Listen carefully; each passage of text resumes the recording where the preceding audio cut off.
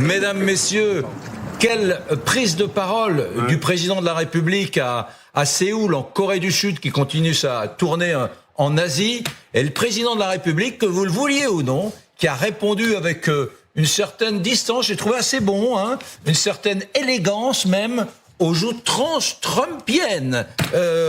Trump parle trop, par exemple, pas mal. Je trouvais que c'était assez bien envoyé. Cet appel à la troisième voie, à un ton plus serein, plus apaisé, arrêter d'hystériser les relations internationales. C'était la teneur générale de cette interview, de ce micro tendu, comme on dit, du président de la République. Et j'ai trouvé que, c'est une opinion, je ne sais pas ce que vous en avez pensé, je vais présenter le plateau, j'ai trouvé que c'était une réponse sacrément envoyée, comme on dit, bien envoyée au président américain. Magali Lunel, allez, je présente le patron. Il y a Didier Idjadi. Didier Idjadi, il est sociologue, il est réfugié politique, et il est un peu le père de tous ces Iraniens issus de la diaspora et qui sont en France. Merci d'être avec nous. Il fut général, mais il est civil depuis des années. Bertrand Villemer, ancien chef d'état-major interarmé des forces françaises et ancien pilote de chasse. Merci d'être avec nous. Voilà, ils ne sont jamais d'accord avec moi, mais c'est un peu leur boulot, ils sont éditorialistes. C'est Isabelle Saporta et Renaud Pilat. Claire Cambier du service international d'LCI est là pour amener un peu de raison et de rationnel dans tout cela.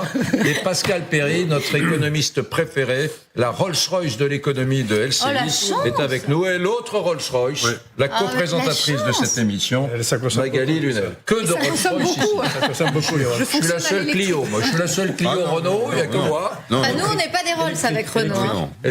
On attendait évidemment la réponse d'Emmanuel Macron à la diatribe hier de Donald Trump qui a attaqué personnellement Emmanuel Macron et son épouse, une diatribe inouïe. Oui, inouïe et puis vulgaire. On disait assez vulgaire.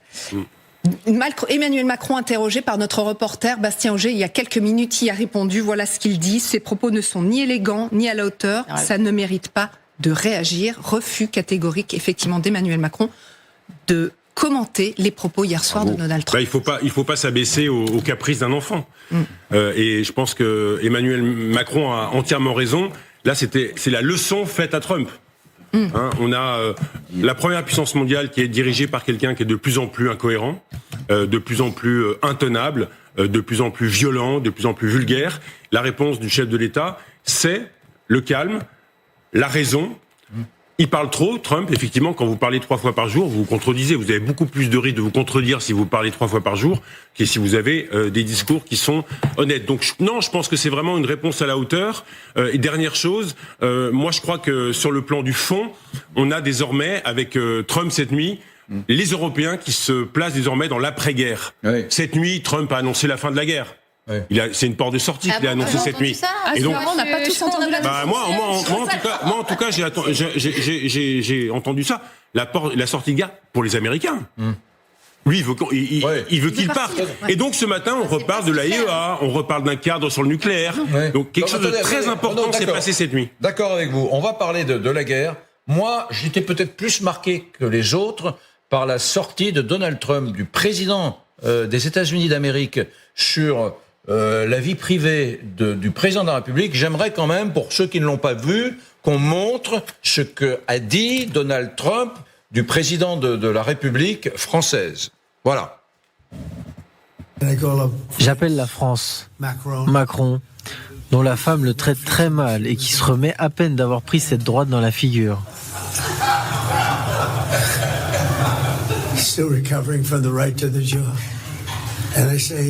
Emmanuel, on aimerait bien avoir un peu d'aide dans le Golfe.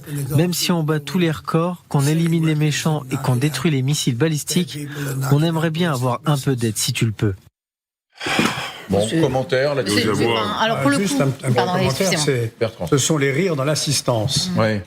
Parce que j'imagine qu'il y a un aéropage de journalistes d'un peu tous. Alors non, justement, c'était pas devant les journalistes, c'était un dîner de Pâques. Déjeuner de Pâques. Où il est donc face à des convives. Et c'était un dîner qui n'a pas... Enfin, le discours là, de Donald Trump n'avait pas voix à devenir public. Sauf que la Maison-Blanche l'a publié sur les réseaux sociaux avant de l'enlever, l'effacer au bout de quelques minutes, trop tard. Ça a fait le tour du monde, notamment par ses propos extrêmement virulents envers Emmanuel Macron. Parce que l'assistance lui était complètement acquise. Oui, l'assistance était acquise. Bon, l'assistance lui est toujours acquise, hein. Même quand il a Pitexet et Marco Rubio à côté de lui, il a une assistance. Il a quand même dîner de Pâques, il y a toujours des cloches. Oui. C'est très bon, ça. Bon, mesdames, messieurs, on voulait vous montrer cette algarade et la façon dont le président de la République a remis l'église au milieu du village. Maintenant, on va parler de la guerre, parce qu'il y a des éléments nouveaux. Il y a eu bien évidemment cette prise de parole du chef de l'État américain à 3 heures, heure française, 3 heures du matin. Il y avait quand même nos équipes. On était en direct, hein, on a regardé ça. La prise de parole n'a duré que 18 minutes, me semble-t-il, avec peut-être un Donald Trump qui a été un peu recadré. Peut-on recadrer Trump? C'est une grande question philosophique. Hein. Il a été un peu recadré, sans doute, car il a fait quelque chose de beaucoup plus formel, de beaucoup plus court que d'habitude. Et nous, on se dit que finalement, ces non-dits en disent bien plus long que ces discours. L'annonce, c'est que la guerre va quand même encore durer 3 semaines. Moi, je l'ai vu comme ça. 3 semaines pour faire quoi? C'est évidemment la question qu'on va se poser. Par exemple, il y a un mot qu'il n'a pas prononcé, que tout le monde a à la bouche depuis quelques semaines, c'est les troupes au sol. Donc, est-ce que 3 semaines, ça peut être suffisant pour faire une intervention avec des troupes au sol? Les États-Unis, en tout cas, mettront à genoux ce régime. Il sera ramené à l'âge de pierre, a rappelé hier Donald Trump. Grâce au progrès que nous avons fait, je peux dire que nous sommes sur le bon chemin. Nous allons atteindre nos objectifs très rapidement. Nous allons continuer à les frapper très durement pendant encore 2 à 3 semaines. Nous allons les ramener à l'âge de pierre. Je tiens à dire quand même, qu'on en parlera dans l'émission, que pendant ce temps, la République islamique d'Iran prétend qu'elle a envoyé hier plus de missiles dans la journée qu'elle n'en a jamais envoyé depuis le début de la guerre. C'est à vérifier. Mais il faut le vérifier parce que, encore une fois, parfois, il nous arrive de dire la République islamique d'Iran envoie 17 fois moins de missiles, j'ai calculé, 17 fois moins de missiles maintenant qu'au début de la guerre. Écoutez, les Iraniens disent non. Ça se vérifie facilement. On va le regarder. On va regarder la République islamique d'Iran qui a décidé de répliquer aussitôt à ce discours de Donald Trump et menace les États-Unis d'attaques écrasantes contre Israël. Et les États-Unis, donc, écoutez. Avec la confiance en Dieu Tout-Puissant, cette guerre se poursuivra jusqu'à votre humiliation, votre déshonneur, vos regrets définitifs et votre capitulation. Après les coups durs et violents que vous avez subis jusqu'à présent, attendez-vous à des actions encore plus écrasantes, plus vastes et plus destructrices de notre part. Bon, d'abord, Bertrand Villemer, est-ce que cette République d'Iran est à terre sur la base des informations dont vous disposez? Est-ce que Donald Trump a vraiment, et Netanyahou ont vraiment neutralisé la capacité de nuisance de la République islamique d'Iran ou pas? Toute la question est là. C'est-à-dire qu'aujourd'hui, si l'Iran est vraiment neutralisé, s'il tire quelques pauvres missiles qui constituent une fin de stock, on pourra au moins dire cette guerre a servi à quelque chose. Si ça n'est pas le cas... Je crois que vous venez de le dire, ce n'est pas le cas. L'Iran, d'une part, a toujours sa capacité de projection de missiles balistiques, et ils en ont d'ailleurs toute une gamme, qu'ils ont améliorée. Ils ont la capacité à déclencher des proxys, que ce soit au Yémen ou que ce soit en Irak. Et donc, ils ont gardé cette capacité de nuire. Ils n'ont pas, à mon avis, sorti toutes leurs cartes, parce qu'il y a quand même le détroit de Bab el-Mandab qui est un peu dans la main des Houthis, qui pourrait être fermé, où là, ce serait encore plus compliqué, parce qu'il n'y aurait plus d'accès à la Méditerranée. Et donc, non, je pense qu'ils sont encore bien toniques. En tout cas, ils ont une stratégie gagnante, puisque le temps joue pour eux, puisque le coût électoral de cette opération avec le temps pèse sur Trump, mais ne pèse absolument pas sur les mollahs. On va rester du côté iranien, justement, parce que visiblement, le régime a choisi de répliquer par les armes. C'est ce que nous expliquait ce matin Siavosh Ghazi, correspondant RFI et France 24 à Téhéran. Par les armes. Au moment même où il parlait, il y a eu donc une vague de frappes de missiles contre Israël, et ensuite que ça a continué avec des frappes contre à la fois Israël, mais aussi des bases américaines dans la région, la base de Victoria à Bagdad, des cibles donc américaines à Koweït, à Bahreïn, aux Émirats arabes unis, donc des frappes systématiques beaucoup plus puissantes que les jours d'avant. Il faut savoir que la journée d'hier a été une journée particulière parce que il y a eu le plus grand nombre de missiles lancés depuis le début du conflit, selon les Iraniens, sur Israël. Des attaques qui sont coordonnées désormais avec le Hezbollah libanais, avec les Houthis au Yémen, avec les milices chiites irakiennes. Et ce matin, il y a cette déclaration d'un des porte-parole des gardiens de la Révolution qui affirme qui demande aux Israéliens et aux Américains de ne pas perdre leur temps à compter les installations militaires iraniennes qui auraient été touchées, en disant que l'Iran a tellement d'installations souterraines qu'ils vont encore se tromper et donc faire des mauvais calculs et croire que l'Iran n'a pas de moyens de riposter, que les ripostes iraniennes allaient s'intensifier de plus en plus à la fois contre Israël, mais aussi contre les bases américaines dans la région. C'est très intéressant ce que dit là le correspondant de France 24 et de RFI à Téhéran, Siavosh Ghazi. On va y revenir parce qu'il parle d'un record de missiles envoyés sur Israël. Juste, je voulais vous dire une chose, c'est que vous savez, on est une petite équipe à LCI, je joue le faux modeste là, et on a décidé, Claire Cambier, d'avoir une toute petite équipe qui désormais va suivre quotidiennement la chaîne d'opposition Iran International et qui va aussi regarder les chaînes de propagande, etc. C'est formidable parce que on va... Je souligne qu'on le faisait... Oui, on le faisait avant. On va le faire encore plus assidûment. C'est un accent qui va être porté dessus pour apporter encore plus de richesse au plateau, encore plus de vidéos et d'interventions qui sont publiées sur ces réseaux et qui montrent aussi les Parce que là, c'est très intéressant aussi. Les chaînes de propagande, après tout, sur la Russie, je me souviens au début du conflit, on montrait les propagandistes russes sur les chaînes qui parfois allaient bien au-delà de ce que souhaitait Poutine. C'était intéressant, ça nous donnait le pouls des outrances, parfois, des désirs, des fantasmes de la société russe. Eh bien, nous essaierons de faire la même chose avec les chaînes du régime, de la République islamique d'Iran. Ça nous donnera le pouls. Moi, j'aimerais vous entendre. Vous vous rendez compte quand même qu'en quelques semaines seulement, Donald Trump aura réussi à héroïser les mollahs iraniens. Fallait quand même le faire, ça. C'est vraiment, c'est une catastrophe, en fait. C'est-à-dire que vous avez raison, on va suivre ce que disent ces gens, et on va être là en train de se dire quand même, comme le disait très justement d'ailleurs Renaud hier, qu'est-ce qui résiste, au fond, les Iraniens contre la première puissance mondiale, malgré tout ce qu'ils se sont pris sur la figure. C'est incroyable. C'est vraiment un retournement, presque de l'histoire qui est en train de se jouer là. C'est-à-dire comment la première puissance mondiale, qui représente normalement les valeurs démocratiques, l'Occident, est devenue à ce point-là pauvre intellectuellement et pauvre moralement pour qu'on en soit aujourd'hui à héroïser les mollahs. Vraiment, c'est une catastrophe, Trump. Trump a fait un cadeau aux mollahs. Trump a fait un cadeau aux mollahs. Trump a fait un cadeau aux mollahs. Moi qui suis plutôt atlantiste et qui fait partie, vous l'aurez compris, de ceux qui espèrent que cette opération aboutira à la destitution du régime, et je ne lâcherai rien là-dessus, et je continue à l'espérer vaille que vaille, je suis comme tous les gens qui sont atlantistes, embarrassé, moi aussi, par les outrances de Trump. Même Idjadi, qui est ici, je vais lui passer le micro dans un instant, doit être embarrassé. Trump qui a quand même dit il y a quelque temps à propos de Mohamed Ben Salman, qui est son soutien, le patron de la Saoudite. Il va me baiser le cul, il va m'embrasser les fesses. Maintenant, il me baise le cul. Maintenant, il me baisse les fesses. Vous vous rendez compte, c'est ça l'Occident. Mesdames, messieurs, l'Occident. Pour le prince saoudien, c'est bien. Ça devient difficile, je suis d'accord avec vous, mais écoutez, il faut quand même continuer d'espérer, me semble-t-il. Là, Bertrand Villemer, là, aujourd'hui, notre correspondant nous dit, la République islamique d'Iran s'est enorgueillie hier d'avoir envoyé un nombre de missiles sur Israël tel qu'il n'en a jamais envoyé depuis le début de la guerre. Nous sommes à la 5e semaine. Cet Iran qu'on dit malade sur le plan des munitions dit, non, pas du tout, on pérore. On joue les matamors et on dit côté iranien, on a tapé comme jamais on a tapé depuis le début de la guerre. Alors, et c'est une stratégie parce que usuellement, si on peut utiliser ce terme, il y avait 15% des frappes de missiles qui étaient dédiées sur Israël, et les 85% restants c'était les pays du Golfe. Là, il est possible qu'ils aient tiré plus de missiles sur Israël et moins sur les pays du Golfe. C'est pas impossible.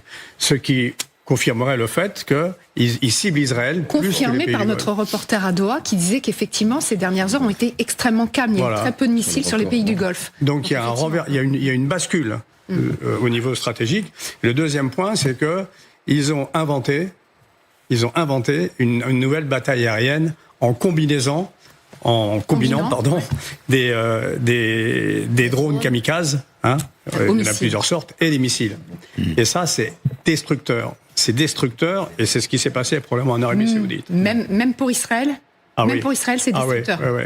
On a, Didier Djadi, on est discours contre discours. On a entendu Donald Trump, la guerre va continuer encore 3 semaines.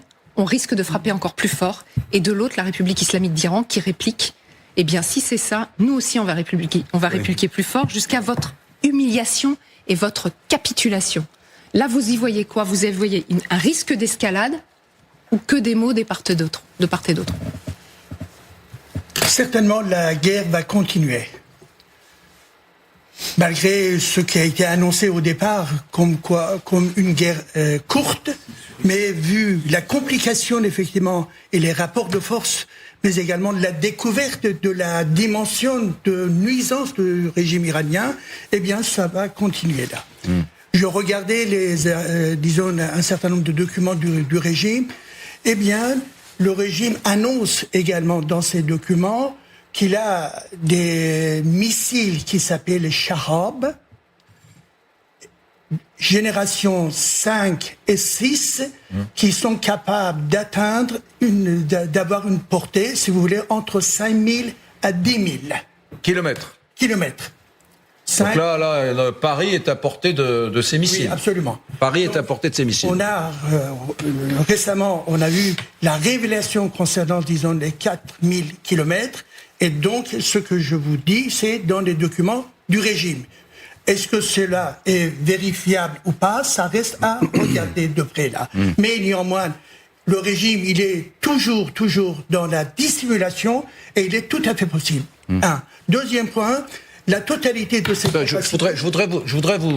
vous rends la parole, mais il y a une chose qui est très importante qui a été dite, c'est que Siavosh Ghazi nous dit la République islamique d'Iran dit à Trump et à Netanyahou: arrêtez de compter les dépôts de munitions que vous avez frappés et détruits en Iran. C'est stupide, ça n'a aucun sens. Nous avons des villes sous les montagnes, nous avons des munitions en quantité gigantesque.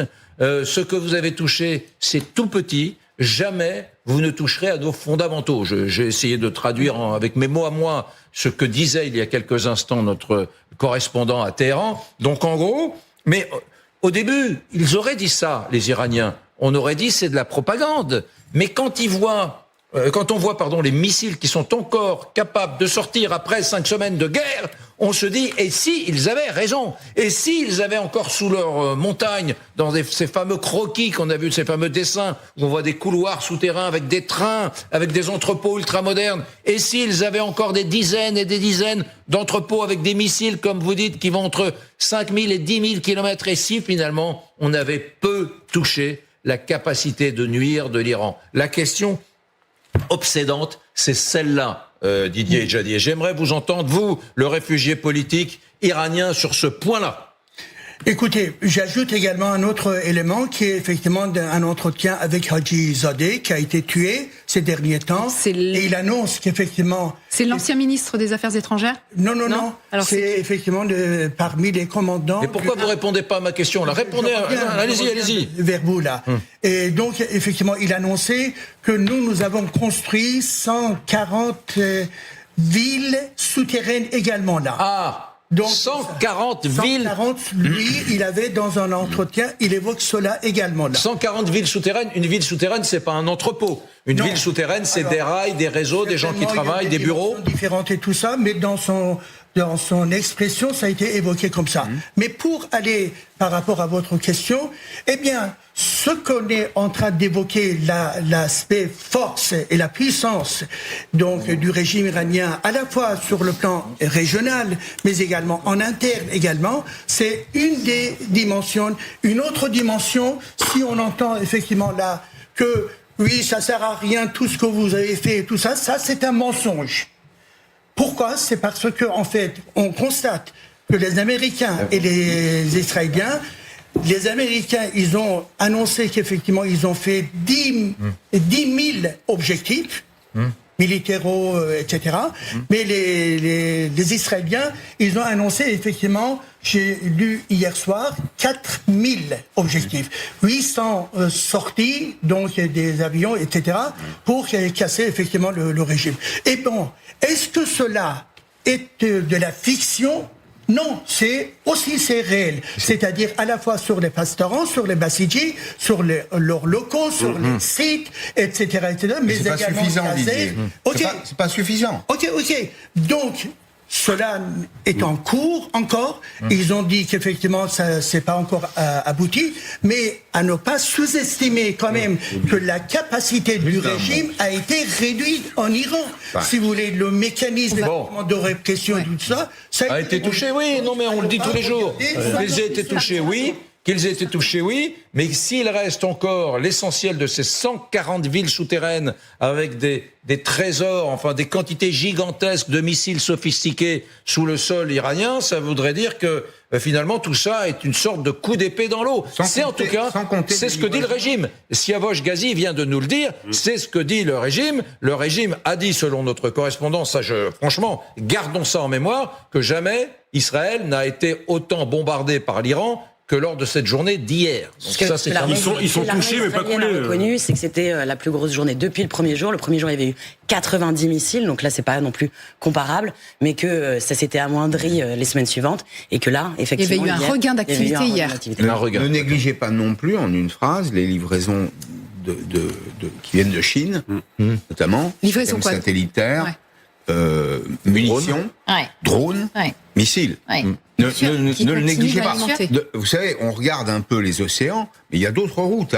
Je rappelle qu'entre la Chine et la Russie, il y a des frontières, qu'ensuite il y a la Caspienne et que ça arrive directement en Iran.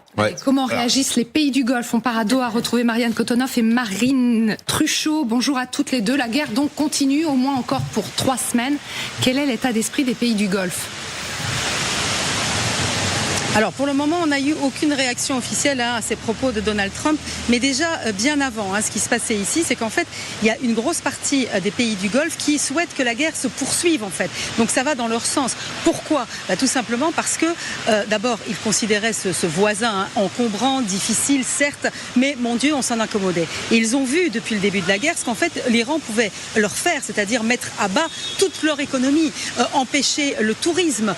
Et ils ont quand même été frappés quand on parle des États arabes unis, c'est 2500 missiles et drones qui se sont abattus sur le pays depuis le début de la guerre. Donc tout ça, ils le ressentent évidemment très fort et c'est un véritable traumatisme pour eux parce qu'ils pensaient pouvoir avoir cette bulle de sécurité, cette bulle de tourisme encore pour très longtemps et en fait ils s'aperçoivent que tout ça n'était qu'en fait éphémère. Donc il y a toute cette partie des pays du Golfe, que ce soit l'Arabie Saoudite, les Émirats Arabes Unis, Bahreïn, le Koweït, qui eux veulent que la guerre se poursuive et puis il y a quand même une petite voix dissonante, le Qatar, qui hier encore nous disait que eh bien, eux préféraient une désescalade et disaient que tous les pays du Golfe étaient de leur avis. Donc on voit qu'ils ne sont pas tous alignés, certes. On voit qu'il y en a qui veulent continuer la guerre parce qu'ils trouvent que l'Iran n'est pas assez encore affaibli et ils ne veulent plus avoir cette menace qui pèse sur eux, sans parler aussi du détroit d'Ormuz. Ils estiment que le détroit d'Ormuz va rester, bien sûr, une monnaie de chantage pour l'Iran. Donc ils veulent que cette question soit réglée. Et puis il y a les autres qui voient leur intérêt à court terme et qui disent il faut que ça s'arrête, que le tourisme reprenne, que les affaires reprennent et que tout ça, en fait, que la vie reprenne normalement. Donc ici, c'est un peu le flou. On attend des réactions officielles qui, on l'espère, ne vont pas tarder.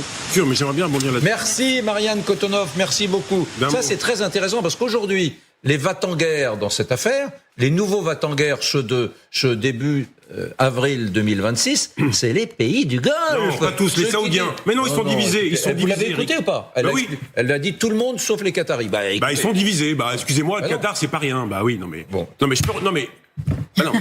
Il y a le Bahreïn, le Koweït, l'Arabie Saoudite, 30 millions d'habitants, les Émirats Arabes Unis, etc. Donc, j'ai envi de dire 95% alors des États concernés. Non mais une phrase. Les Saoudiens veulent en finir avec l'Iran. Pourquoi? Parce qu'il faut se souvenir qu'il y a 1 an et demi, 2 ans, l'Arabie Saoudite et Israël sont désormais alliés grâce aux accords d'Abraham.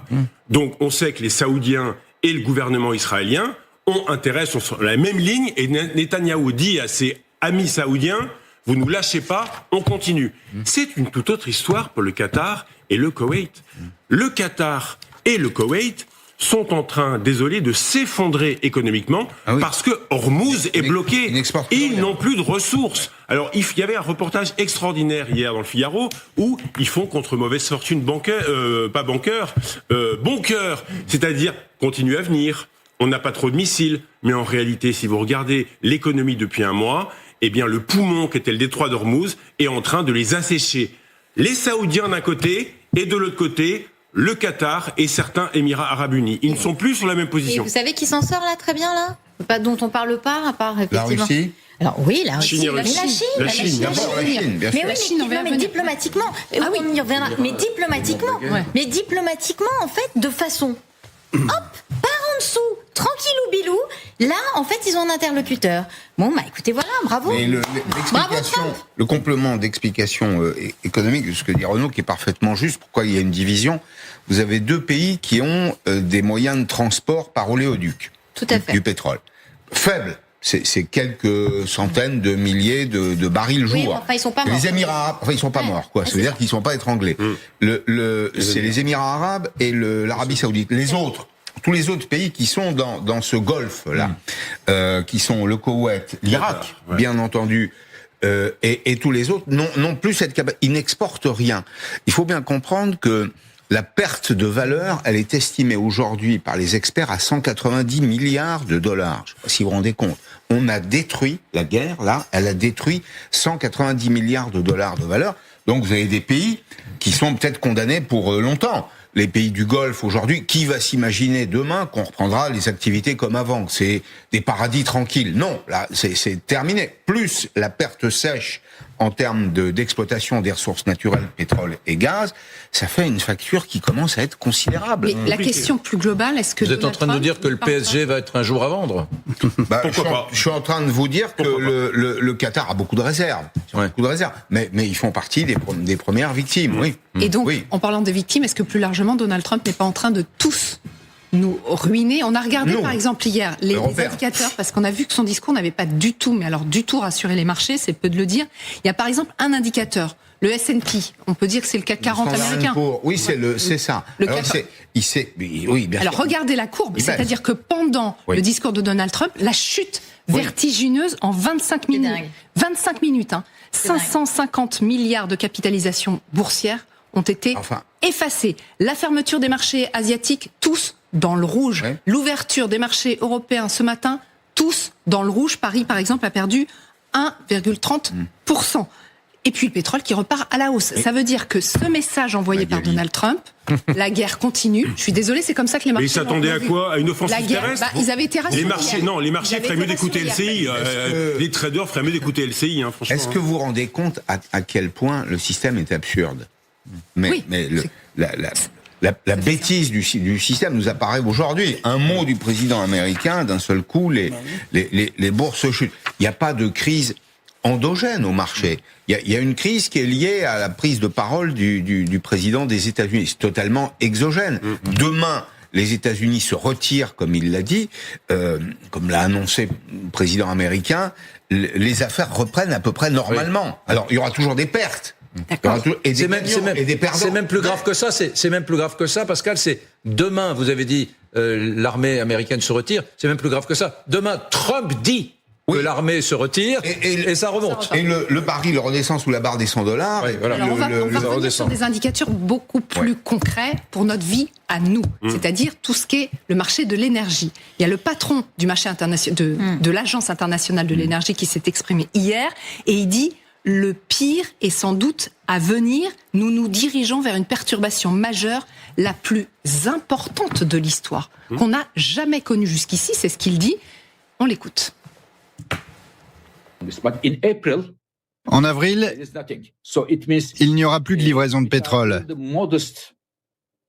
Les pertes seront 2 fois plus importantes qu'en mars. À cela s'ajoute le GNL et d'autres énergies.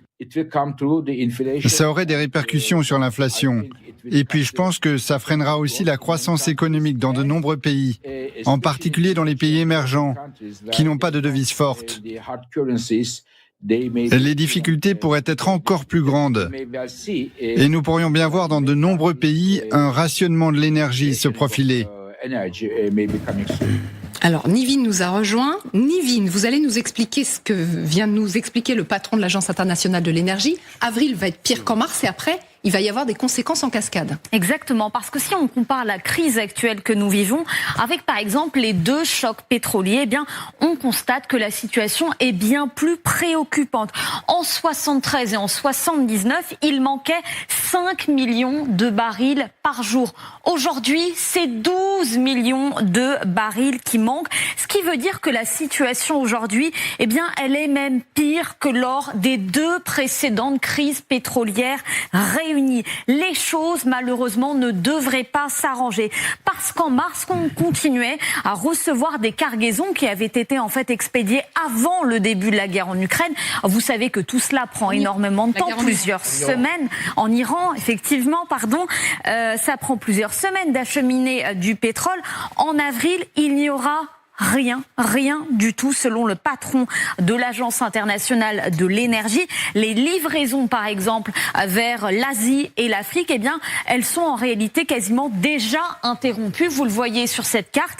D'ici 10 jours, nous, Européens, eh bien, nous aussi, nous devrions, eh bien, ne plus recevoir des livraisons de pétrole. Ce sera autour du 15 avril pour les États-Unis et puis enfin du 20 pour toute la zone australienne. Conséquence directe de ces livraisons qui n'arriveront plus, eh bien, les prix à la pompe devraient continuer à augmenter, comme d'ailleurs ceux du gaz, ceux du fuel et de bien d'autres produits. Nombreuses entreprises sont en très grande difficulté, notamment, eh bien, toutes les entreprises qui sont en fait très dépendantes soit des prix de l'énergie, soit directement du pétrole. Outre les matières premières, les engrais, vous le savez, sont également bloqués dans le détroit d'Ormuz, ce qui devrait avoir des conséquences. Il faut s'attendre à une hausse des prix des produits alimentaires dans les prochains jours et probablement au moins la consommation ont augmenté de 1,7% en un an. Ce sera pire en avril, prévient l'INSEE. On sera probablement ne fait que commencer. Pascal, est-ce qu'on peut répondre à cette question? Donald Trump va-t-il nous ruiner, tous nous ruiner? Alors, tous, j'en suis pas certain. En tout cas, il ne ruinera pas la Russie qui peut à nouveau écouler son pétrole et son gaz. En train de se passer dans le détroit d'Ormuz. Alors, il y a une méthodologie mise au point par le régime iranien qui consiste à vérifier chaque navire, à donner des autorisations de passage, avec à fixer des routes maritimes, des quantités. Et un prix, un tarif. Et évidemment, échappent à cette logique du péage les amis, ceux qui fournissent une contrepartie. Alors, notamment la Chine. Restons sur la Chine qui continue de fournir des moyens militaires, systèmes satellitaires qu'on évoquait tout à l'heure, plus munitions. Donc la Chine n'aura pas à payer de conséquences. En revanche, pour les petites pétromonarchies qui sont juste en face, là, le droit de passage va être probablement douloureux. Les États-Unis en paieront le prix aussi. Les États-Unis ont besoin, même si on dit que les États-Unis sont autosuffisants dans le domaine des hydrocarbures, les États-Unis ont besoin de pétrole. On va pas rentrer dans le détail, mais compatible avec l'autoroutière. Bien. Les Européens, en revanche, sont très dépendants aux hydrocarbures. Et donc, c'est le discours qu'on tient collectivement autour de cette table depuis quelques semaines, qui est de dire vite, accélérons l'électrification. Ça, alors, c'est sûr. Pourquoi ? Parce qu'on est dépendant, mais j'ai sensibilité à quel point il y a un irritant autour du prix du litre de pétrole. En 1973, pour la première crise pétrolière, il y avait 15 millions de véhicules en France. Aujourd'hui, il y en a 40 millions. Donc vous imaginez, 80% des déplacements du quotidien se font en voiture. Vous imaginez l'impact que ça a sur la vie des Françaises et des Français. Bien sûr. On va revenir sur cet impact, mais on a vu une photo passer, et là j'ai besoin de vous, Bertrand Villemer, parce qu'on se disait que ce détroit d'Ormuz, effectivement, d'ailleurs il y a un instant, a dit ça c'est pas possible, il va falloir y mettre fin. Et là, est-ce que vous pouvez, qu'il les photographie et qu'il les publie, Le problème, c'est ça. Militairement, c'est qu'on ne peut pas sécuriser ce détroit d'Ormuz parce que c'est toute petite. Exactement. Ça a d'ailleurs été vérifié par une simulation qui a été faite et qui était tellement désastreuse qu'elle s'est arrêtée au milieu. Mais il n'était pas au courant, Trump, de cette simulation. C'est et donc, dingue, il y a ça aussi, il est plané le doute de la pose de mines. Alors, il faut savoir qu'il y a des courants dans le détroit d'Ormuz. Oui. Donc, il y a des milles dérivantes, il y a des milles qui sont le doute. S'ils laissent planer le doute, les assureurs, ils donneront jamais l'aval pour pouvoir passer le détroit d'Ormuz. Ça suffit. De laisser planer le doute, ça suffit. Donc, il est clair qu'ils ont la clé. Ils ont la clé sur le détroit d'Ormuz. La géographie, ça sert à faire la guerre, disait Bismarck. Ouais. On est en plein dedans. Moi, j'ai pas tout à fait la même lecture de la déclaration de Trump. Pour moi, il prend date pour sortir. Il prend date pour sortir, il donne 2 conditions. Il a demandé à ce qu'on fasse des plans pour récupérer l'uranium qui est à 200 et quelques mètres sous Ispahan, alors ça a été effondré avec les bombes. Donc il dit, sortie de crise, il dit, puisque ça s'est effondré, personne ne peut aller les chercher, nous non plus. On le surveille avec les satellites, donc... C'est une grande question qui nous anime. Vous venez de lâcher comme ça, comme si de rien n'était. Il a demandé des plans pour aller récupérer l'uranium enfoui. Quelles sont les informations dont vous disposez Trump à son état-major en disant, est-ce que c'est possible d'aller récupérer l'uranium? Est-ce qu'on connaît la réponse de l'état-major? L'état-major a fait un plan. Il a fait un plan. L'état-major est sûr que c'est là, parce qu'il y avait toute une hypothèse comme quoi l'uranium était peut-être sorti déjà. Personne ne le sait. On imagine tous que l'avis qu'il a donné est négatif. Pourquoi? Parce que c'est une opération qui va prendre du temps. Il va falloir, c'est l'opération spéciale, il faut parachuter des moyens très lourds, il faut faire une kill zone tout autour, et le temps, dans le terrain que maîtrisent les Iraniens, c'est terrible, il va y avoir des morts. Et là, le coût électoral va être terrible. Donc, pour que Trump dise, bon écoutez, le régime, c'est plus le même, donc il a changé, donc il coche la case. Le nuque, plus personne ne peut l'utiliser, ni nous, ni les Iraniens, avec le satellite, c'est ce qu'ils ont dit, ça suffit pour le surveiller. Donc c'est même pas la peine de s'occuper du nucléaire. Et puis le détroit d'Ormuz, eh bien nous, c'est pas notre guerre. Et il regarde Macron, grosso modo, en disant occupez-vous-en éventuellement avec l'OTAN. Et pourquoi est-ce qu'il pose la question à la France? Et là, je parle sous votre contrôle, parce que la France a une extraordinaire cote en Iran. C'est-à-dire la France est le pays qui a accueilli Khomeini, avec des gens qui vivent là-bas. Quand on est français en Iran, on est bien. Une coalition qui permettrait d'assurer le passage de notre d'Ormuz à condition que l'Iran décide de laisser passer. Parce que sinon, c'est pas la peine. Là, on n'en est pas sûr. Ah oui, sinon, personne ne passe. Ce que disait Donald Trump sur le détroit d'Ormuz encore hier soir. D'après lui, la guerre s'arrête et tout redevient comme avant. L'Iran a été pratiquement anéanti. Le plus dur est fait. Cela devrait donc être facile. Et de toute façon, une fois ce conflit terminé, le détroit s'ouvrira tout naturellement. Il s'ouvrira tout simplement de lui-même. Ils voudront pouvoir vendre du pétrole. Car c'est tout ce qu'ils ont pour tenter de ce approvisionnement reprendra et les prix de l'essence redescendront rapidement. Si vous permettez ça. Des vœux pieux. Ouais. Ah, c'est un vœu pieux, non? Je sais pas, vous vouliez dire quoi? Je vous propose de regarder la réponse d'Emmanuel Rimet depuis Séoul. C'était vers 12h05 heure française. Et il a répondu à ça. Écoutez-le. D'abord, il y a des gens qui défendent l'idée de libérer de vive force, qui a été exprimée par les États-Unis d'Amérique. Je dis parfois parce qu'elle a pu varier. Ça n'est jamais l'option que nous avons retenue et nous considérons qu'elle est irréaliste. Elle est irréaliste parce qu'elle prendrait un temps infini et elle exposerait tous ceux qui iraient au travers de ce détroit à des risques côtiers de la part des gains de révolution qui ont des moyens, mais aussi de missiles balistiques, de tas de risques. Depuis le début, nous, ce qu'on dit, c'est qu'il faut pouvoir rouvrir ce détroit parce qu'il est stratégique pour l'énergie, pour d'ailleurs les engrais aussi, le commerce international, mais que ça ne peut se faire que de manière concertée avec l'Iran. Ouais, alors, voilà, c'est la voie de la raison. Hein. Exactement. C'est formidable. Ça me fait penser au général de Gaulle en 1944, la troisième voie. Ouais. Alors, il est là-dedans, finalement.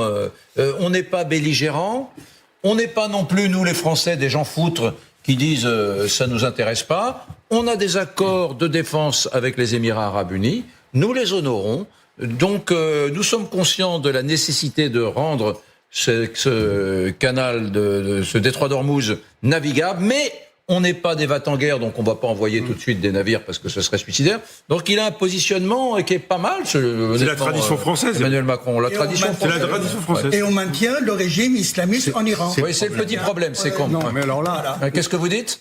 Et dans ce cas-là, le résultat, c'est on maintient le régime islamiste en Iran.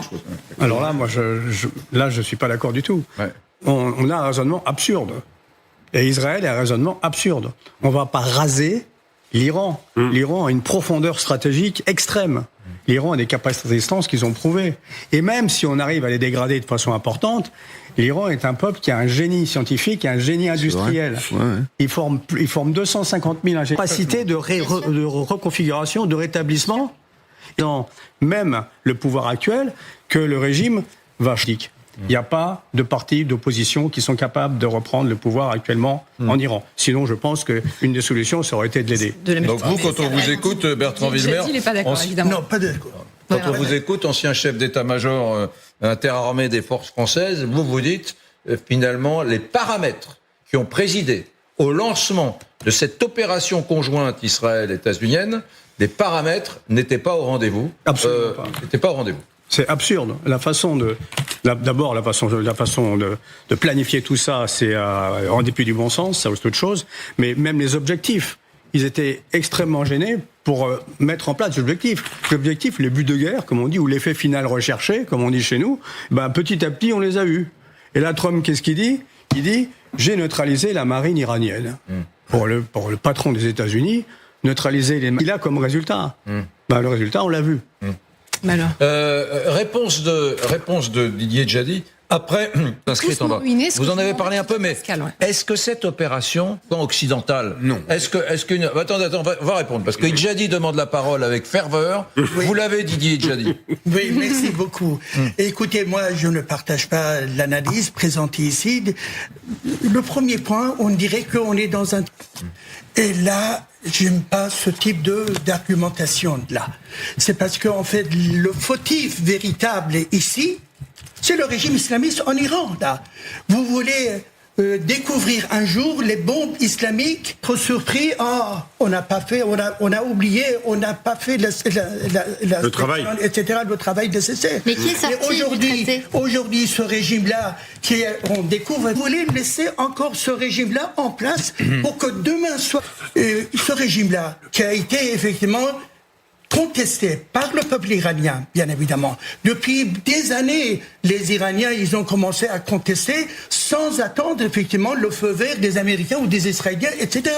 C'est parce que les contradictions sont inhérentes à la société iranienne, n'est-ce pas? Et cette fois-ci, les Iraniens, ils se sont dit, il y a la question des missiles, la question des proxys, etc.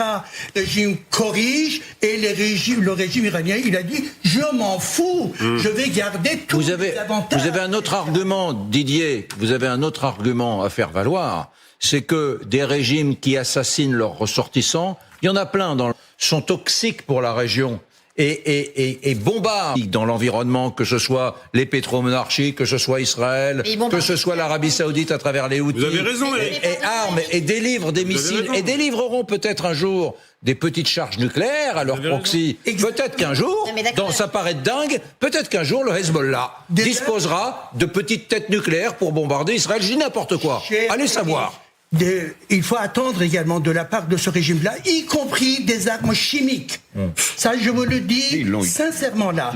Ce que le régime a utilisé également du gaz chimique dans les écoles au moment de la révolution Femmes et Liberté, dans les écoles des filles également là. Et contre l'Irak. Eh bien, ça c'était encore dans un autre contexte. Je veux dire que ce régime-là, il est criminel. Mais dans le même temps, non mais j'entends. C'est la méthode. On est tous d'accord. Dans le même temps, ce que dit Wilmer, c'est que il y a des réserves. Écoutez ce que je dis. Il y a des réserves considérables dans le sous-sol iranien, considérables, des villes entières, vous avez dit vous-même, 140 villes souterraines organisées, avec des bureaux, avec des trains souterrains, avec des entrepôts, avec des bureaux, avec de l'électronique, etc., qui sont 140 villes souterraines. Peut-être que nous n'avons touché que rien du tout, un petit pourcentage des capacités militaires de l'Iran. Renforce l'hypothèse comme quoi il faut pas le laisser tranquille, ce régime-là. Bon. Il a sa capacité de nuisance. Ouais. Et donc les Iraniens aiment bien, comme vous avez évoqué là, aiment bien la France depuis à peu près depuis à peu près 5 siècles. Les relations diplomatiques. Mais les Iraniens disent merci. Et pour dire merci, les Iraniens disent merci. En farsi, en langue farsi. Quand on dit les Iraniens, il y a le régime iranien en Iran et puis le peuple iranien. C'est vrai que le peuple iranien adore les Français là, à la fois la culture, la philosophie, les lumières et tout, mais également le repas d'une certaine manière là. Et ça, c'est une certitude. Et le régime iranien, c'est un régime hypocrite. Il n'a jamais aimé, disons, la France. La France, de temps en temps, est traitée comme le petit Satan, effectivement. Après, les Américains, il faut régler la situation. Enfin, on a accueilli l'ayatollah Khomeini à Nofle-le-Château avec bienveillance. Il devrait être respectueux vis-à-vis de nous. Hein. Et on l'a renvoyé là-bas en pensant que c'était Che Guevara. Enfin, j'avais 7 ans. J'avais 7 ans. On va revenir sur le régime. Et vous, 25 ans. On va revenir sur le régime. On a des images à vous proposer dans un instant sur les milices. Vous savez, les milices des gardiens de la Révolution, les Bassidji, qui patrouillent les rues.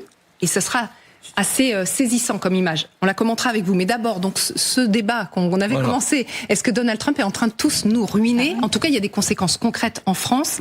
C'est un chiffre, notamment, 10% des stations-service françaises rencontrent des problèmes d'approvisionnement aujourd'hui. Oui. Est-ce que ça risque d'être pire à l'avenir ? Peut-être. C'est ce que disait le patron de Système U ce matin sur RTL. Oui. Il disait, attention, on peut encore tenir une dizaine de jours. Écoutez.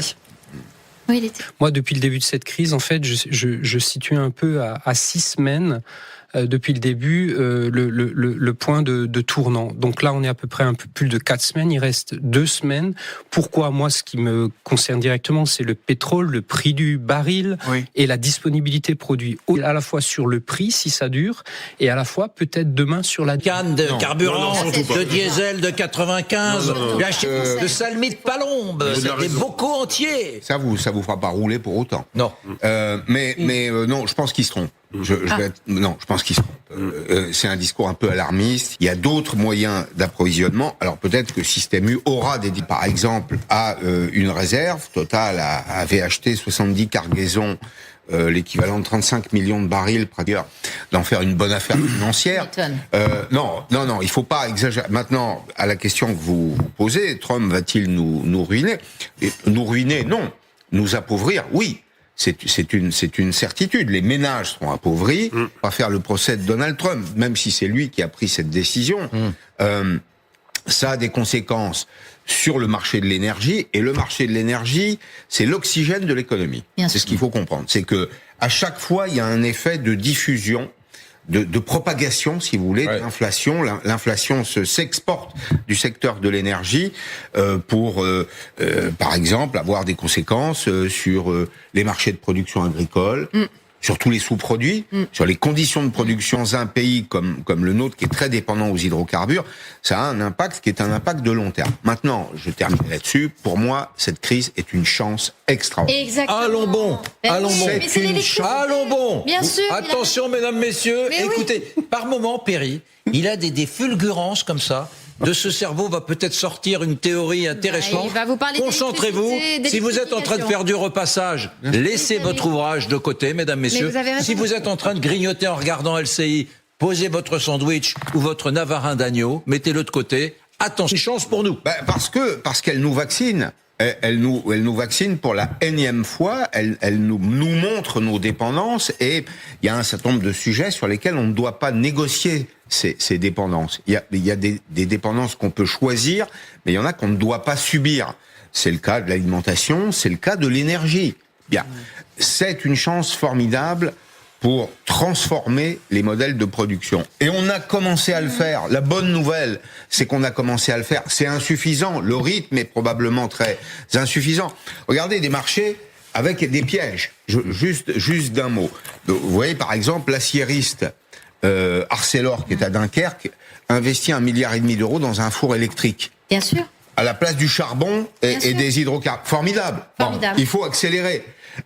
Il faut accélérer la transformation des modes de mobilité. Il faut aller vers l'électrique. Ce qui est en train de se passer en Indonésie, en Malaisie, en Thaïlande, au Laos est exceptionnel. Qu'est-ce qu'ils font? Ouvrons nos regards. Que font-ils? Ils sont en train d'inciter massivement les automobilistes à quitter le moteur thermique pour aller vers l'électrique. Et qui, alors le problème, c'est qui est le champion de l'électrique? C'est pas nous, ça va être la Chine. BYD. BYD, en début de semaine, plus 20... Mais Emmanuel Macron et surtout François Hollande qui voulaient dénucléariser la production électrique. Ce sont des fous furieux. Des conneries. Qu'il faudra... Alors lui, le camarade dit des conneries. Non, je suis désolé. EDF était très embarrassé parce que EDF a dit vous voulez relancer le parc français, on ne sait plus faire maintenant pour renucléariser. Juste d'un mot, je termine là-dessus, mais Isabelle, vous allez... Et ces gens-là, il faudra un jour les mettre au procès de l'histoire. Enfin, il faudra les mettre, dans le prétoire. Dans le prétoire, parce qu'on a besoin d'avoir des explications. C'est notre indépendance avec laquelle ils ont joué. Mais l'explication, pardon, mais ce sont les amis d'Isabelle Saporta, les amis écolos d'Isabelle Saporta, à l'époque où elle était écolo vertueuse, qui militaient derrière tous les micros et derrière dans les bancs de l'Assemblée nationale à faire du lobbying en disant il faut dénucléariser. Et la gauche socialiste disait on a un partenaire qui s'appelle Europe Écologie Les Verts, on va concéder ça, on va essayer de ramener la production. C'est criminel, mais le peu, il y avait quand même des arguments, la peur des déchets. Le peu de moyens, la conclusion, c'est aujourd'hui. Ce qui est dans le passé, on le regarde, mais on en tient compte. Mais ce qui nous importe, c'est l'avenir.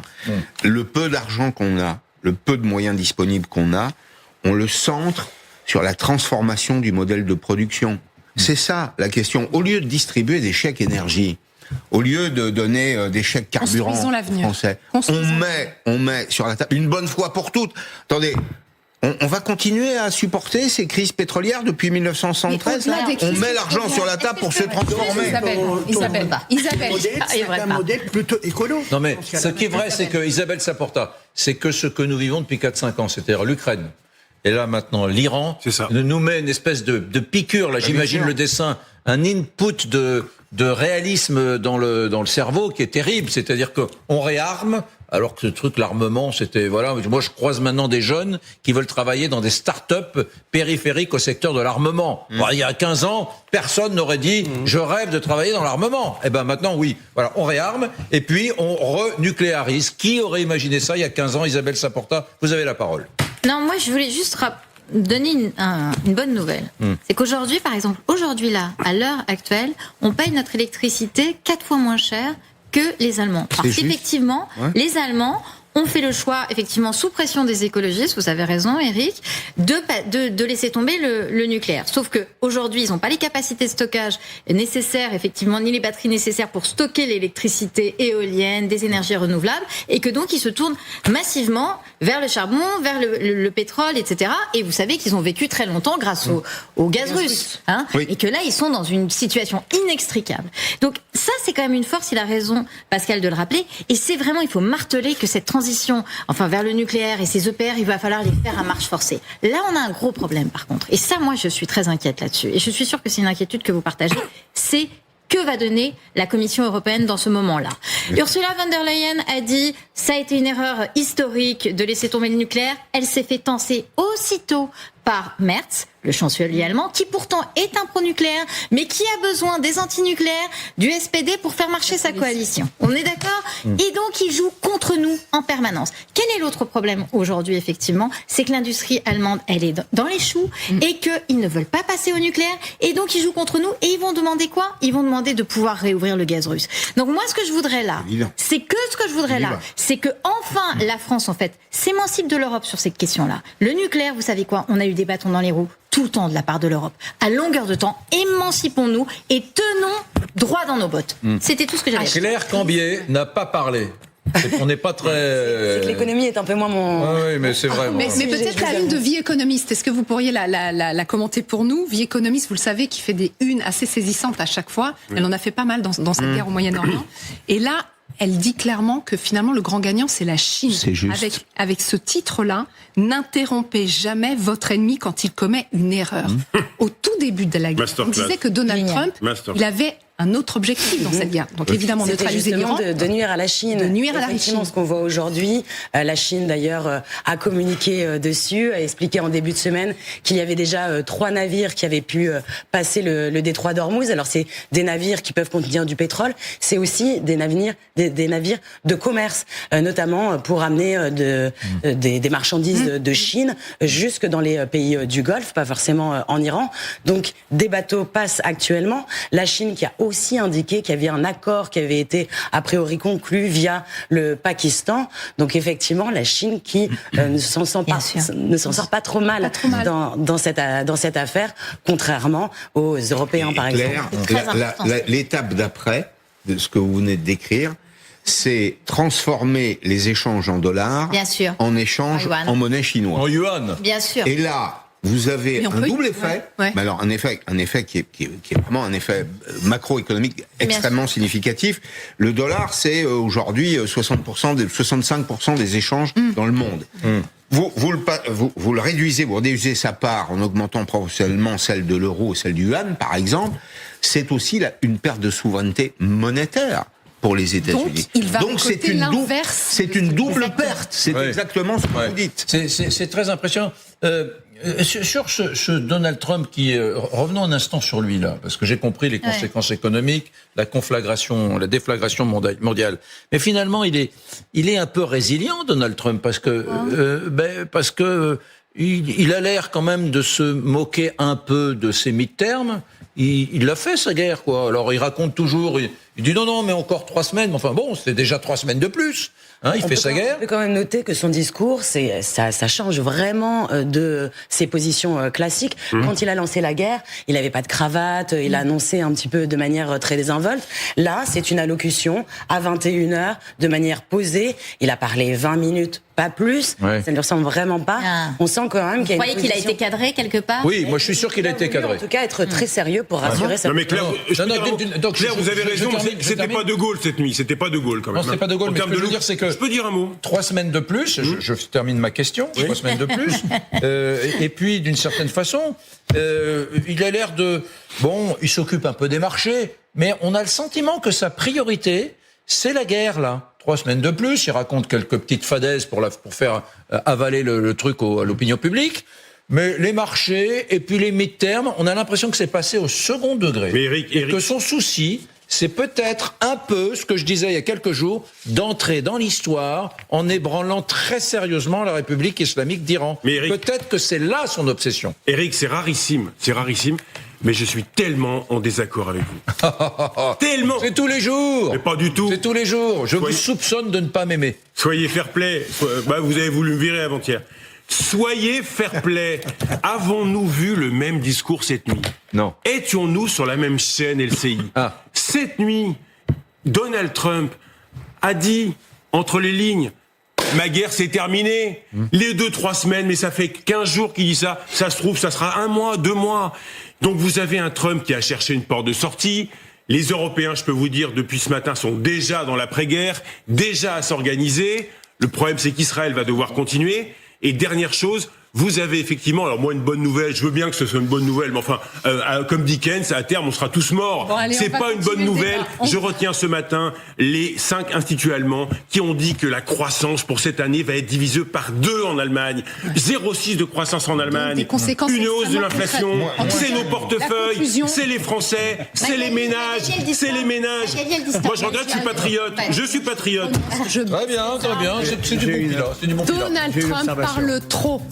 Je crois qu'il dit, c'est Emmanuel Macron, c'était il y a quelques minutes, on réécoutera le chef de l'État, effectivement, qui a réagi à la position du président américain. Il a été bon. Longtemps. Il a été bon, que vous n'aimiez pas ou que vous aimiez Macron, on vous fera écouter, vous verrez, il a été bon. Une petite targette. Il a été juste.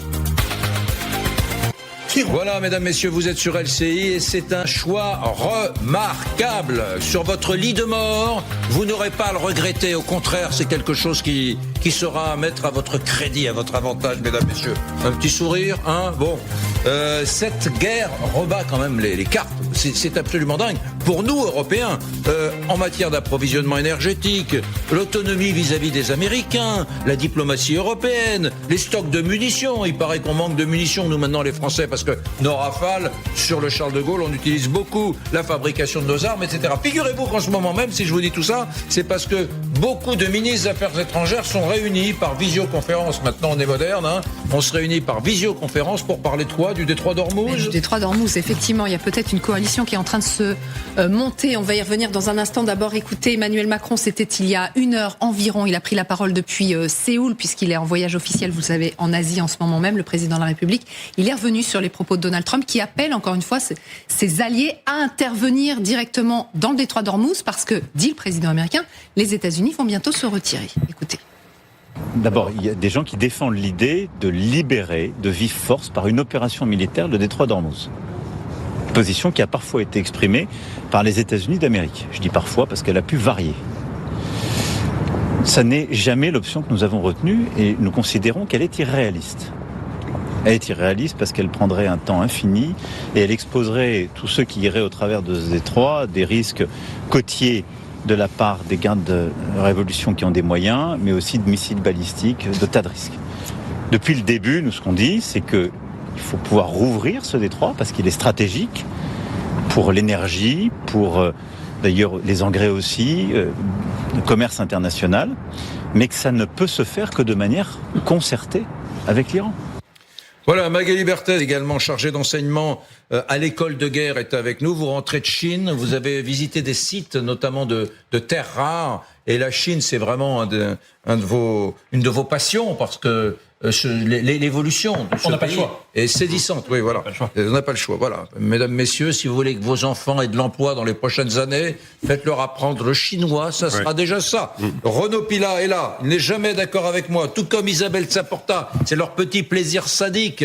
En fin de matinée, ils se frottent les mains en disant on va se payer Brunet. Qu'est-ce que vous voulez ? Pas du tout. J'en suis la victime. Non. Bertrand Villemer est là. Ancien pilote de chasse, ancien chef d'état-major interarmé des forces françaises. Et Didier Idjadi, réfugié politique iranien, sociologue universitaire, est là également. Voilà pour les présentations. Le détroit d'Ormuz doit rouvrir, a dit le président de la République, mais on ne le fera pas, certainement pas de façon militaire. C'est totalement irréaliste. C'est la réponse donc du président français à Donald Trump. On va partir à Londres, rejoindre notre correspondante Élise Stern. Bonjour Élise. Alors on vient vous voir parce qu'hier, le Premier ministre Keir Starmer a annoncé la tenue d'une réunion, et c'est en ce moment même pour tenter justement de monter une coalition pour trouver une solution dans ce détroit d'Ormuz. Oui, justement, 35 personnes. Alors, il y a à la fois des ministres des Affaires étrangères ou d'autres diplomates de rang équivalent se réunissent en ce moment. Alors, ce n'est pas une réunion en personne, c'est en visioconférence. Il y a en tout 35 pays qui sont représentés, les partenaires européens, mais aussi des partenaires asiatiques comme le Japon. Le but, c'est de tenter de trouver une solution à cette crise, une solution diplomatique, puisque, je le rappelle, les pays européens, y compris le Royaume-Uni, pourtant souvent très alignés avec les positions américaines, ne veulent pas s'engager militairement dans la région. Il va donc falloir trouver une solution diplomatique, mais il n'y a pas de réponse évidente, notamment après le discours de Donald Trump d'hier, qui n'a pas apporté d'éléments clés de réponse évidente pour les Britanniques et pour les partenaires européens et mondiaux. On peut donc gager que ce ne sera pas la dernière réunion entre les partenaires européens et asiatiques. Peut-être rapide, oui, bien sûr. Merci Élise Stern. Libérer Ormuz par la force, irréaliste selon Emmanuel Macron. Vous êtes d'accord avec moi ? Il a un peu recadré les propos parfois outranciers de Donald Trump. Non, mais c'est intéressant parce qu'on sent que la France a une carte à jouer quand même en ce moment. Parce que, en effet, il est évident qu'on ne va pas aller libérer le détroit d'Ormuz par la force. Mais en fait, il y a une initiative franco-britannique. Et c'est ça, c'est dans ce cadre-là qu'il faut insérer cette réunion. Qu'est-ce qu'elle dit, l'initiative ? En gros, le principe, en deux lignes. Le principe, c'est d'essayer de trouver des moyens diplomatiques et politiques. Donc, c'est négocier, en fait. Négocier avec les Iraniens pour essayer de rouvrir ce détroit. Il y a eu cette initiative franco-britannique, vous savez, pour le déploiement éventuellement d'une force de sécurité en Ukraine. On l'avait vu, ça. Ça n'a pour le moment pas. Les Iraniens, ils savent très bien que les méchants français défendent leurs ennemis, les Émirats Arabes Unis. On a quand même on a quand même des rafales toute la journée qui envoient des missiles Mika toute la journée sur des missiles iraniens pour les intercepter, pour empêcher qu'ils ne touchent les Émirats Arabes Unis. Oui, mais vous avez les Français en même temps qui refusent de voir passer dans leur ciel des avions qui transportent des armes à destination de cette campagne iranienne. Vous avez vu qu'Israël a décidé de ne plus acheter d'armes françaises parce que la France a décidé de ne pas laisser passer les avions dans son espace. Ça tombe. Non, ce que je veux dire, c'est que... Et vous avez la France qui peut prendre son téléphone pour appeler quand même les Iraniens. On a vu un Emmanuel Macron qui avait réussi à avoir le président Pezeshkian à, je crois, 2 reprises depuis le début. Donc on sent quand même que la France, justement, en incarnant finalement un peu de calme et de retenue, essaye de jouer un rôle aux côtés des Britanniques. Quand vous dites qu'on est bien vu par la République islamique d'Iran, j'ai peur que Didier Djadi nous fasse un infarctus sur le plateau. On peut juste rapporter, je voulais juste rapporter les chiffres en fait sur l'armement à Israël, c'est-à-dire qu'en gros, on sait 162 millions qu'on leur vendait d'armes sur les 20 milliards qu'on vend d'armes, c'est-à-dire pas grand-chose, et 20 millions à peu près de logiciels sur à peu près un marché équivalent aussi de 20 à 25 milliards. Donc autant vous dire que c'est pas grand-chose. Non, et par ailleurs, c'est quelque chose qui nous était au niveau français très délicat, et à chaque fois on avait tous les LFI, tous les mélenchonistes qui nous disaient comment vous pouvez envoyer. On l'a vu au moment de Gaza. Exactement. C'est une polémique qui est venue sur la table. Et effectivement, on avait vu que il n'y avait pas d'armes au sens... il n'y avait pas de canons, etc. Non. C'était surtout de la petite logistique. Donc même d'un niveau national, ça nous arrange. Le grand Renaud Pila souhaiterait s'exprimer sur ce sujet, libérer Hormuz par la force, et la prise de parole d'Emmanuel Macron, assez gaullienne finalement, assez de troisième voie, souvenez-vous, entre la Russie soviétique et l'Amérique, je choisis la troisième voie, c'était la stratégie de Gaulle. Bon, et on a, entre la guerre et puis le défensif, entre les outrances de Trump et la nécessité de construire une Europe qui a une voie, on voit la voie française un peu sortir de l'ombre. Oui, ce qu'on appelle dans la tradition française. C'est la tradition française, et aucun chef de l'État, depuis même Nicolas Sarkozy, qu'on disait très atlantiste, a rompu avec ces traditions françaises, et il me semble qu'Emmanuel Macron a raison, il lui reste 10 ans au pouvoir, et c'est une crise majeure. C'est, avec l'Ukraine, la plus grande crise internationale qu'il a réglée. 2 points, premièrement, c'est une leçon de choses qu'il fait à Trump, à midi. Une leçon de choses, de calme, de stratégie. Et le point extrêmement important, on a un peu l'impression, pour les gens qui suivent pas tellement, que ça se répète tous les jours. Aujourd'hui, à midi, il y a une information extrêmement importante qui vient de tomber. C'est que, et Magali a raison, les Européens sont désormais prévenus. Trump a dit cette nuit, enfin il n'a pas parlé d'Hormuz, mais il a dit depuis 48 heures, c'est plus notre problème. On a cassé, vous réparez. Ok, nous on s'en va. C'est vous qui réparez. Donc désormais, on a Emmanuel Macron, les Européens et surtout le Royaume-Uni. L'alliance entre le Royaume-Uni et les États-Unis est cassée. Les Britanniques se sont rapprochés de nous et ils sont en train d'élaborer un plan, non pas guerrier, mais de diplomatie, pour ouvrir le détroit d'Hormuz, parce que Hormuz, c'est désormais le Donbass de l'Iran. Oui, enfin moi je pense Mika, vous avez voulu laisser parler Renaud Pila. Absolument. Eh bien, c'est une erreur stratégique. Mais pas du tout. Si je vais vous expliquer pourquoi. Parce que maintenant, il y a 200 secondes de pub, donc vous parlerez après la pause. Voilà, c'est comme ça. Voilà. Mesdames, messieurs, 200 secondes de pub, dans une poignée de secondes quand même. Non, des images assez dingues, filmées par des Iraniens eux-mêmes en Iran, pour rappeler ce que c'est que les Bassidji, les contrôles, les checkpoints et les gardiens de la révolution dans le quotidien. Vous allez voir, ce sont des images volées, mais qui sont absolument dingues qu'on vous montrera. Ils sont partout. On les voit, ces forces de patrouille, cette milice des gardiens de la révolution, partout dans les rues, cagoulés, qu'il le faut pour réprimer, toujours et encore, la population iranienne. À tout de suite. Bonjour mesdames, messieurs, vous allez voir, vous allez être fiers de moi, je vais faire des petits sommaires maintenant. Okay. On a le droit d'informer nos téléspectateurs. Donc nous allons parler, pour commencer, très utile, de la réponse d'Emmanuel Macron franchement, chaque mot pesé à Donald Trump depuis Séoul. Il a été assez puissant, le chef de l'État. Qu'on aime ou pas Emmanuel Macron, il a été assez puissant. Vous verrez ça. Deuxièmement, on va aller en Iran, du côté des opposants au régime qui filment en cachette la rue iranienne. C'est dingue. Il y a des Bassidji partout, il y a des miliciens partout, il y a des gens avec des mitraillettes masqués. C'est pour dire que les gens sont un peu inquiets quand même, ces Bassidji et ces soutiens du régime. Ils ont des masques un peu comme, vous savez, les terroristes façon ETA ou FLNC, vous voyez, ça nous renvoie. Des cagoules. Des cagoules avec les deux trous là. Et puis nous parlerons de la Chine. Parce que la grande question, c'est est-ce que finalement on est dans cette guerre, dans une déflagration mondiale, Chine, États-Unis. Plus je regarde, plus je le pense. On verra avec Mika qui est avec nous, Mika Blujon-Méred, à qui nous poserons la question. On commence tout de suite avec Emmanuel Macron. Emmanuel Macron qui a réagi donc il y a à peu près 1h30 depuis Séoul, où il est en voyage officiel, au propos de Donald Trump, vous le savez, qui disait « je pense sérieusement à quitter l'OTAN » et qui a tensé tous ses partenaires au cours de ces derniers jours. La réponse d'Emmanuel Macron, c'est que Donald Trump, il parle trop. Écoutez. Il est engagé dans une alliance. Quand on croit qu'il est important de défendre la sécurité de ses alliés, en tout cas partenaires, on est à la hauteur des engagements qu'on a signés. On ne les commande pas chaque matin, ni pour dire qu'on le fera ou qu'on ne le fera pas. On ne dit rien. Et le jour où il y a un problème, on est là. On a signé des accords avec les pays du Golfe. On n'a pas commenté ces accords pour dire on sera là, on ne sera pas là. Ils ont été attaqués, on était là. C'est comme ça que ça doit se passer, et pas d'une autre manière. Donc moi, je suis pas là pour commenter les commentateurs. Je trouve que ça parle trop. Et ça va trop dans tous les sens. Voilà. Et donc, je pense que le monde a besoin de stabilité. Je pense qu'on a tous besoin de stabilité, de calme, de retour à la paix. Et ça n'est pas un spectacle.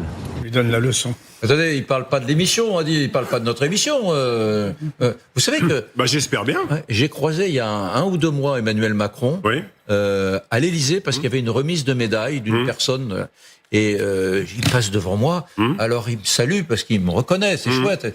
Et je lui dis, vous savez, je suis avec Magali Lunel, et vous savez ce qu'il m'a répondu ? Arrêtez, je sais très bien qui vous êtes, et je regarde l'émission de temps en temps. Je vous assure que c'est vrai.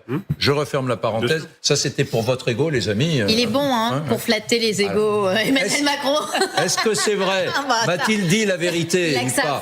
Je n'en sais rien, mais en tout cas, moi je l'ai cru et j'ai demandé une augmentation qui m'a été refusée. Il paraît que c'est un très grand séducteur. L'Élysée regarde. Bertrand Villemer. Mais bien sûr. Là, maintenant, on redevient sérieux. Les mots sont pesés. Il parle trop. Il tacle un président américain qui est un peu trop débordant, quoi. Un peu trop foisonnant. Je crois que je retiens deux mots. Le premier, c'est irréaliste. C'est-à-dire que les plans que lui ont fait l'état-major des armées françaises ont conduit à ce que, même en coalition européenne, il était irréaliste de s'aventurer sur le détroit d'Ormuz. Je crois qu'il fait à peu près la même conclusion que l'état-major des armées américains. C'est-à-dire libérer le détroit d'Ormuz par la force des contrôles et de la présence et des mines iraniennes. Il sait que c'est impossible. Oui, je pense qu'il partage ça avec son homologue américain, qui a eu, je pense, les mêmes sons de cloche de la part de son chef d'état-major des armées. Alors, il ne faut pas dire que c'est impossible. Il faut dire que les pertes acceptables ne sont pas les mêmes. Quand on fait un plan, tout à fait, il y a une petite coche, tout à fait à la fin du plan. Planificateurs, ils doivent remplir pertes acceptables. Et ça, c'est le politique qui décide. Perte humaine, bien sûr, acceptable. Alors, c'est 50, c'est 100, c'est 1000, c'est 10 000. Après, si c'est la souveraineté, c'est illimité. Et donc, sur une opération militaire de ce type, d'abord, il faudra du temps. C'est le deuxième mot qu'il a utilisé. Il faudra du temps. Et qui dit du temps, dit un coût électoral est extrêmement important pour Trump. Et puis surtout, une exposition des forces extrêmement importante. Et le deuxième point, c'est qu'il a un peu fait leçon à la vulgarité de Trump. Il n'y a pas d'autre mot. C'est de la grossièreté, c'est de la vulgarité. Je crois qu'il a bien fait de le faire. Et il l'a fait dans des termes assez feutrés, quand même. Assez feutrés. On a tous besoin de calme, dit Emmanuel Macron. Et il faut un retour à la paix. Et c'est pas en parlant un peu dans tous les sens qu'on y arrivera, dit-il. Le problème, c'est que Donald Trump a besoin de parler, parce que Donald Trump est en chute libre dans les sondages, auprès même de ses propres supporters, qu'évidemment, la campagne des midterms a largement commencé, par exemple, avec des candidats trumpistes au sein des primaires républicaines dans différents États ou dans différents comtés qui, de fait, sont en difficulté pour la plupart d'entre eux maintenant. On a une vraie difficulté, en fait, pour Donald Trump de ne pas s'exprimer parce que, justement, cette guerre et son action, elle est absolument illisible. C'est ce que tout le monde attendait, que ce soit les marchés, que ce soit les parents de soldats. Ils attendaient de la clarté du discours hier et de fait, cette clarté n'est pas venue. Par contre, les insultes, elles sont venues, effectivement. Donc cette dimension ici, est-ce que Trump parle trop ? On comprend pourquoi il parle trop. Maintenant, l'enjeu qu'on a, nous, en France, ou dans la coalition, on va dire, franco-britannique qui est en train d'émerger pour essayer de libérer le détroit d'Ormuz, c'est que le droit international n'est pas exactement, complètement de notre côté. Je m'explique, l'Iran n'est pas signataire de la Convention des Nations Unies sur le droit de la mer, la Convention de Montego Bay de 1982, ce qui fait que, ou plutôt, ils sont signataires, mais ils n'ont jamais ratifié, pour être précis. Et donc, elle ne s'applique pas. Et l'Iran considère que, tout simplement, le détroit d'Ormuz n'est pas un détroit international. C'est-à-dire qu'ils font ce qu'ils veulent. Ils sont chez eux, ils peuvent arraisonner qui ils veulent dans les eaux territoriales, ou même rançonner, comme ça a été dit, tout simplement en faisant payer des droits de passage à travers le détroit d'Ormuz. Moi, j'ai une question à vous poser, les amis, j'entends ce que vous dites, et je suis tout à fait sur votre ligne, y compris sur la vôtre, Bertrand Villemer. Mais la voix de l'Europe, nous, les gentils Européens de l'Ouest, comme disait Hubert Védrine, nous, les sociétés sophistiquées, on est des sociétés magnifiques, avec un seuil de sophistication dans l'architecture sociale, économique, architecturale, historique. Nos sociétés sont très particulières, nous, la vieille Europe. Bon, est-ce que, finalement, on peut entendre la complexité de la réponse d'Emmanuel Macron ? On vit dans les empires brutaux. Il n'y a que des empires brutaux. La Russie, j'ai envie de l'Ukraine, je vais la prendre. La Chine, j'ai envie de Taïwan, je vais le prendre. Trump, c'est nouveau, les Américains. J'ai envie de l'Iran, je vais leur mettre une raclée. J'ai envie de dégager Maduro au Venezuela, je vais le dégager. Et nous qui invoquons. Non, mais je vous pose la question. Nous qui invoquons le droit international, la mèche au vent, très élégant, etc., avec une jolie cravate de chez où vous voulez. Et est-ce qu'on est encore audible dans ce monde de brutes ? La réponse est oui. La réponse, elle est oui. Et de fait, le droit international, il est utile, même par rapport aux États qui décident de s'en soustraire ou de le violer. Parce que de fait, le droit international propose un cadre sur lequel les États qui le respectent ou qui ne le respectent pas, qui veulent l'amender ou qui ne le respectent pas du tout, de fait, doivent se positionner. Et ce cadre-là... Tout le monde se fout de l'ONU. Tout le monde se fout de l'ONU, du droit international. Il ne parle pas de l'ONU, Macron. Non, mais on parle du droit international. On voit tout à fait qu'au niveau de l'Assemblée générale de l'ONU, notamment pour les partenaires du Sud global, notamment pour les partenaires asiatiques, ce n'est pas rien. Et de fait, le sujet ici, c'est pas est-ce que le droit international est mort ou pas. Le sujet, c'est est-ce qu'il y a une puissance sophistiquée, comme vous le disiez, Eric, qui est prête à défendre ce droit international coûte que coûte. De fait, aujourd'hui, ce sont les Européens, mais aussi les partenaires principaux de l'autre côté du monde. Et on peut pas mettre sur le même plan. Le Canada, les pays du genre Corée du Sud, Japon, Chine, et qui sont pas évidemment rien. Brésil, Mexique, excusez-moi du coup. Quand même pas en train d'enterrer l'ancien monde, tout simplement. Moi, je pense qu'il est en train d'enterrer l'ancien monde. J'espère de tout cœur me tromper, mais je pense que ceux qui tireront vraiment les marrons du feu, c'est la Chine, en fait. Et qui, Magali tout à l'heure disait, au fond, c'est autour du Pakistan que ça se fait. Vous pensez pas que le Pakistan y a été sans demander à Xi Jinping s'il pouvait y aller, en fait. Donc, bien sûr, qui est-ce qui manœuvre ? Qu'est-ce qu'a fait le Pakistan ?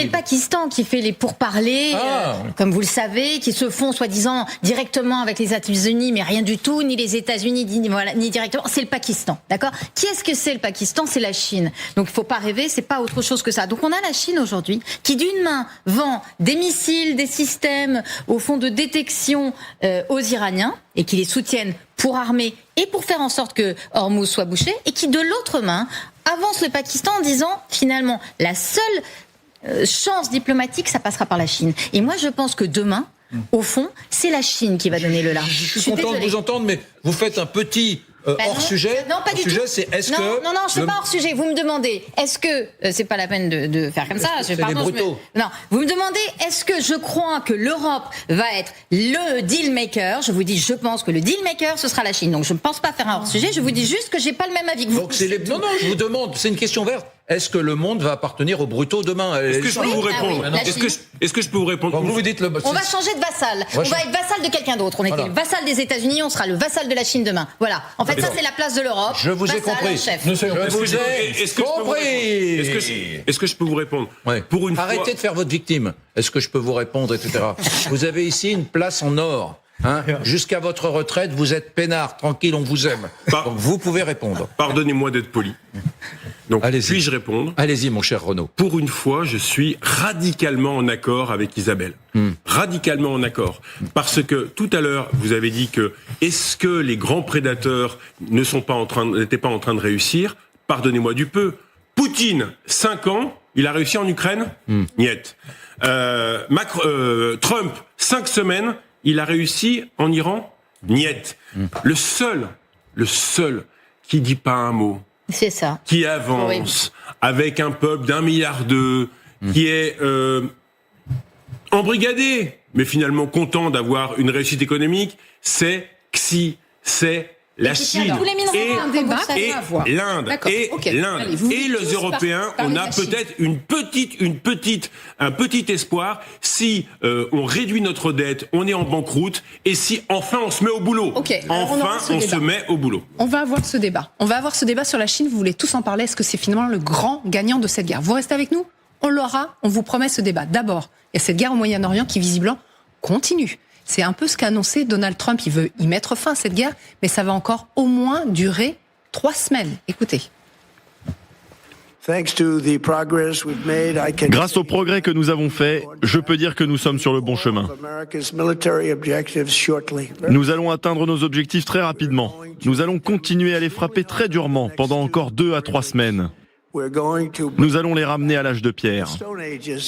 Nous allons les ramener à l'âge de pierre. On voit qu'il a beau avoir été recadré, et on a même dit, tu fais un discours que de 20 minutes, solennel, mais quand même de temps en temps, nous allons les ramener à l'âge de pierre. Il y a un petit dérapage sémantique. Ce n'est pas un dérapage. Pourquoi je dis que ce n'est pas un dérapage? Vous l'avez peut-être vu juste à la fin du discours. Pete Hegseth, le ministre de la guerre états-unien, qui a fait ce tweet reprenant exactement cette formulation. On va les ramener à l'âge de pierre. Oui, mais c'est le toutou.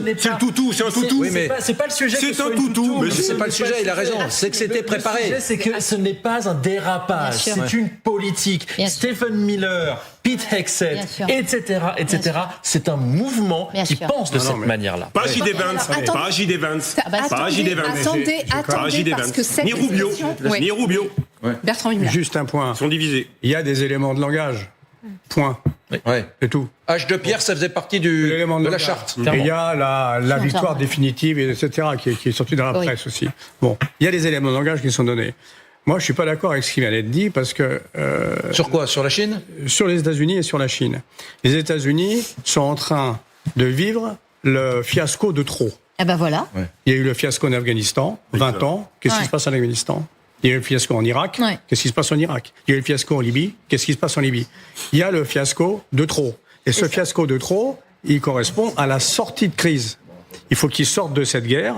Et pour sortir de cette guerre, il faut planifier un minimum. Parce que dans tous les conflits, le plus dur, c'est de partir. C'est pas d'arriver. C'est de partir. Et donc, il faut 15 jours, 3 semaines pour planifier le départ, pour parler simple. Parce qu'on ne va pas appuyer sur un bouton. Et il a respecté tous les engagements, sauf Hormuz. Il dit Hormuz, c'est pas mon problème, je donne ça aux Européens.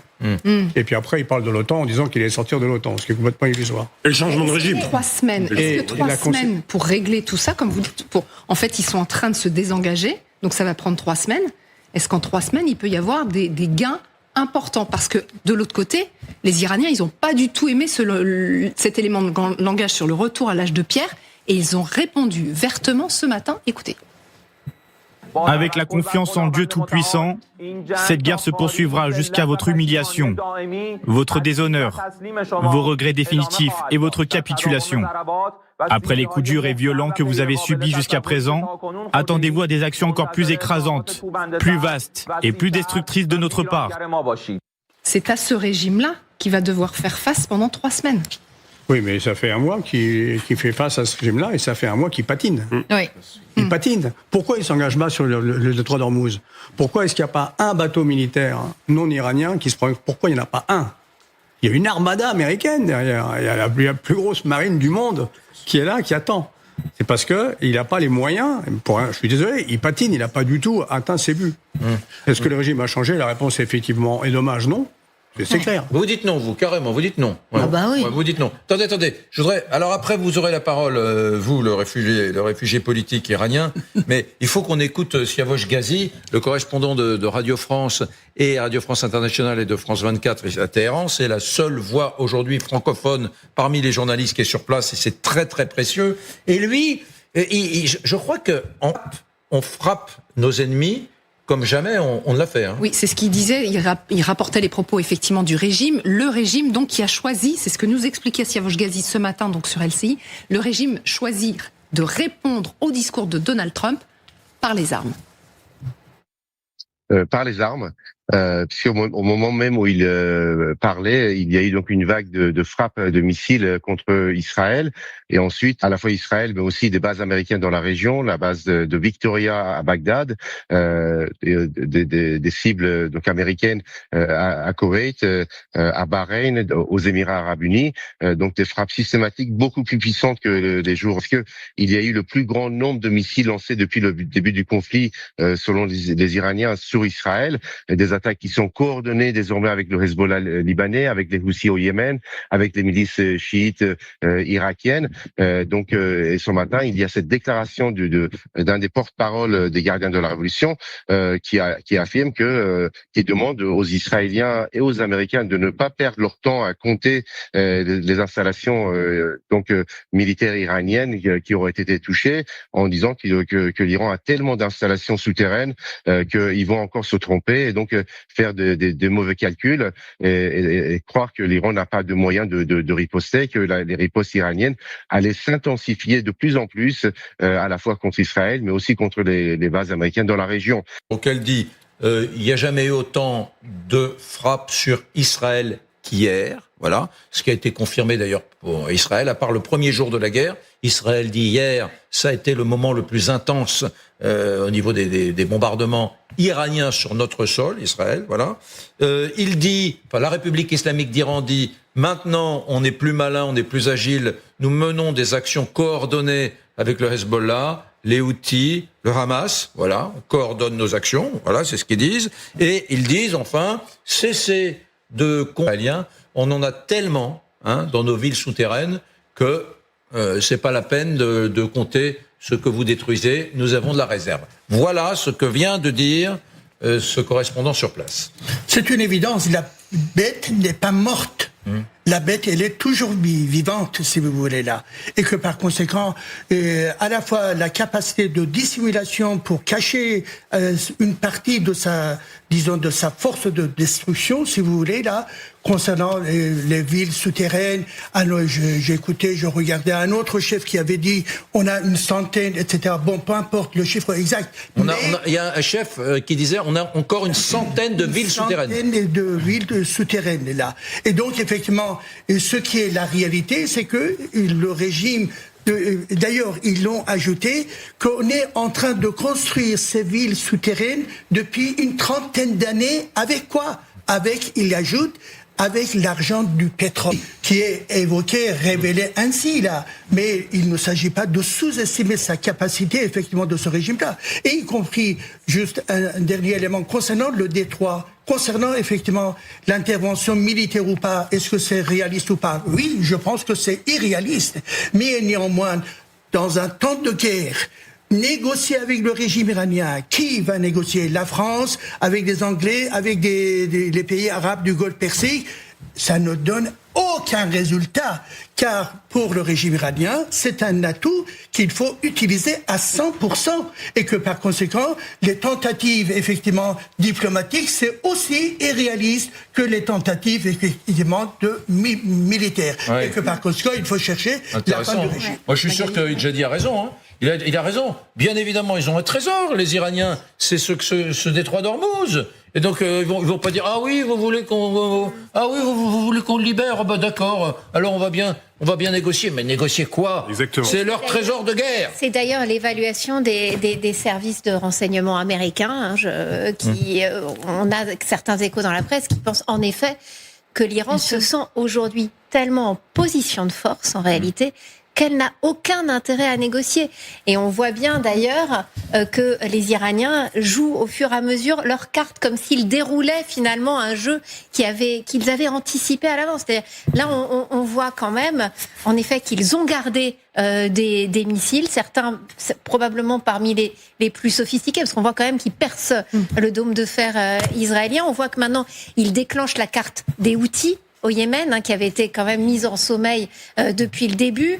Le Hezbollah, que les Israéliens quand même pensaient considérablement affaibli, s'est réarmé au nez, à la barbe des Israéliens. Donc oui, l'Iran a encore beaucoup de cartes dans son jeu et fait le pari que finalement elle a des capacités de nuisance qui vont lui permettre de tenir. Les amis, on vous a promis de vous montrer des images de la réalité de la rue. Vous savez qu'en ce moment, dans ce pays de 92 millions d'habitants, il y a régulièrement des images, moi je les vois, elles sont diffusées sur Iran International, une chaîne d'opposition qui émet depuis l'extérieur, où on voit des gens sous les bombes américaines, qui applaudissent des Iraniens et qui disent « venez nous libérer », alors que les bombes américaines, elles sont impressionnantes, ou israéliennes. On voit également des gens qui, au nez et à la barbe, des miliciens, filment discrètement pour montrer un petit peu ce qui se passe dans la rue, montrer la rue iranienne. Et ces images, parfois, on se dit qu'il faut qu'on vous les montre. Voilà. Il faut qu'on vous les montre parce que Donald Trump a affirmé que ce régime, ça y est, avait été renversé.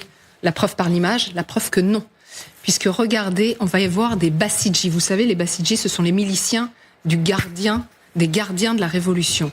Eh bien, ce sont ces hommes en treillis, en armes, lourdement armés, dont le visage est totalement masqué par des cagoules qui sont partout dans la rue pour surveiller la population iranienne. Là, Didier, vous allez évidemment nous aider à commenter ces images. On est dans une ville qui s'appelle Gorgan, c'est dans le nord-est du pays. Gorgan. Et donc qui prouve qu'effectivement la population iranienne est encore étroitement surveillée par ces miliciens-là. Ils sont partout, ils sont masqués, ils sont dans une petite ville, parce que ça c'est une image du quotidien, il n'y a aucune raison à ce qu'ils soient particulièrement là. C'est une image du quotidien filmée illégalement par un Iranien qui prendrait cher si on savait qu'il filmait. On voit bien qu'il a son téléphone le long de la cuisse et qu'il filme un peu n'importe comment. Voilà, une scène de la vie quotidienne, un soir en Iran. Exact. Il faut voir cet aspect-là, à la fois tenir compte, effectivement, avec des bombardements, un certain nombre de leurs sites, de leurs casernes ont été détruits, et que ces gens-là, pour se protéger, en fait, ils se mettent dans les rues, sous les ponts, dans les écoles, dans les hôpitaux, etc., etc. Et d'autre part, effectivement, les consignes données par le régime, c'est d'être présent dans les rues afin de réprimer immédiatement tout type de contestation dans les rues, effectivement, là. Et d'ailleurs, cela, il faut ajouter également des enfants. Donc, c'est désormais des enfants de 12 et 13 ans qui sont aussi mobilisés dans les rues de Téhéran, également dans d'autres endroits, car selon les Israéliens, le régime iranien a perdu 2000 pastards, enfin les gardiens de la révolution et tout ça, mais en même temps il y a un mouvement, enfin un recrutement qui a été lancé récemment par le régime pour embaucher donc des officiers, disons pour le régime, mais également ce qui est aussi important. Avec ce visage en début de semaine d'un enfant de 11 ans tué, pourquoi a-t-il été tué? Alors la propagande du régime dit parce qu'il y a eu des frappes israéliennes sur un checkpoint. C'est vrai, mais ce qui était intéressant à dire aussi, c'est que parce que le régime iranien recrute ce gamin de 11 ans, le met exprès à un checkpoint, un endroit stratégique, l'utilise d'une certaine manière comme un bouclier humain, et donc le conduit aussi à la mort. Donc voilà. Donc un gamin de 11 ans, ce que c'est qu'un gamin de 11 ans qui n'avait pas mué, un jeune Iranien tué parce qu'il avait été recruté par les Pasdaran. De plus en plus, on a des témoignages par rapport aux familles qui ont envoyé leurs enfants effectivement dans les rues, et donc malheureusement ces enfants-là sont exposés à des risques majeurs concernant leur vie. Et d'autre part, un dernier point, y compris dans les écoles, car j'ai entendu effectivement que à l'heure actuelle, donc les écoles, ils sont dans une période de congé. Si les forces armées sont dans les écoles, non. Que ce soit dans un contexte de congé ou pas congé, eh bien, les forces armées ne doivent pas aller dans les écoles et dans les hôpitaux. C'est un acte criminel. Et donc, le régime iranien utilise justement toutes ces écoles-là non pas au moment où le Nowruz a commencé, avant la fête des Iraniens, il avait commencé. On ne parle pas des réserves de missiles sous l'université de Téhéran. Les réserves de missiles en sous-bastion de l'université de Téhéran. Nivin Potros, vous êtes là. Quelque chose me dit que vous allez parler de ce sujet. Où se cachent les nervis du régime, les Pasdaran, les Bassidji, les miliciens de toute nature, les militaires? Alors on commence à le savoir grâce au travail de nos confrères d'Iran International, ce journal d'opposition qui publie une cartographie des lieux qu'occupe l'armée iranienne depuis le début de la guerre et depuis surtout la destruction de la plupart de leurs installations. Cette carte, nous l'avons reproduit. La voici, l'ensemble des points rouges qui apparaissent. Ce sont des écoles, ce sont des stades, des hôpitaux dans lesquels les forces armées iraniennes se cachent. Au total, Iran International a recensé 70 sites, principalement, vous le voyez, dans l'ouest du pays, aux abords de Téhéran, mais pas que, également dans des villages plus reculés. Parmi ces 70 recensés, eh bien, il y a principalement des écoles. Plus précisément, 34 écoles. Il y a également 12 installations sportives, 4 hôpitaux dans lesquels, eh bien, des Bassidji se cachent, 4 universités, celle de Téhéran dont vous parliez à l'instant, Eric, mais aussi 3 mosquées. Et ces lieux, c'est très important de le dire, ils ont été identifiés grâce à des informations et des photos transmises par des opposants au régime, au péril évidemment de leur vie, des opposants qui vivent à proximité de ces sites. Et parmi toutes les photos transmises, il y a par exemple celle-ci prise dans la cour d'une école primaire de Masha. On voit plusieurs véhicules stationnés les uns à côté des autres dans une cour de récréation. Dans une autre école de Téhéran, eh bien, ce sont, on va le voir apparaître dans quelques instants, ce sont des Pasdaran, les voici, qui ont été photographiés, installés en train de se reposer sur un muret d'école. On le voit avec la cour de récréation juste derrière. À Shamran, c'est un pick-up qui a été aperçu transportant dans ce carré rouge, eh bien, très probablement une mitraillette en train de pénétrer dans l'enceinte, cette fois d'un lycée. Du matériel aurait également été stocké près d'un hôpital, celui de Kolestan à Avaz. Les patients, le personnel de cet hôpital, ils sont devenus malgré eux des boucliers humains, parce qu'évidemment, en s'installant dans ces écoles, en s'installant dans ces hôpitaux, eh bien, les mollahs se sentent protégés. En réalité, il n'en est rien, parce que ces sites, ils sont également visés par les raids américains et les raids israéliens. C'est le cas notamment d'une mosquée de Téhéran qui servait de refuge aux gardiens de la Révolution et qui a été visée ces derniers jours. Vous le voyez, les dégâts sont extrêmement impressionnants. On a parlé effectivement de l'université de Téhéran où des stocks de missiles s'y trouveraient. Là aussi, l'université a été prise pour cible au début du mois. C'est le stade de foot de Zaha Azadi, qui avait été ciblé parce que des forces du régime s'y étaient réfugiées.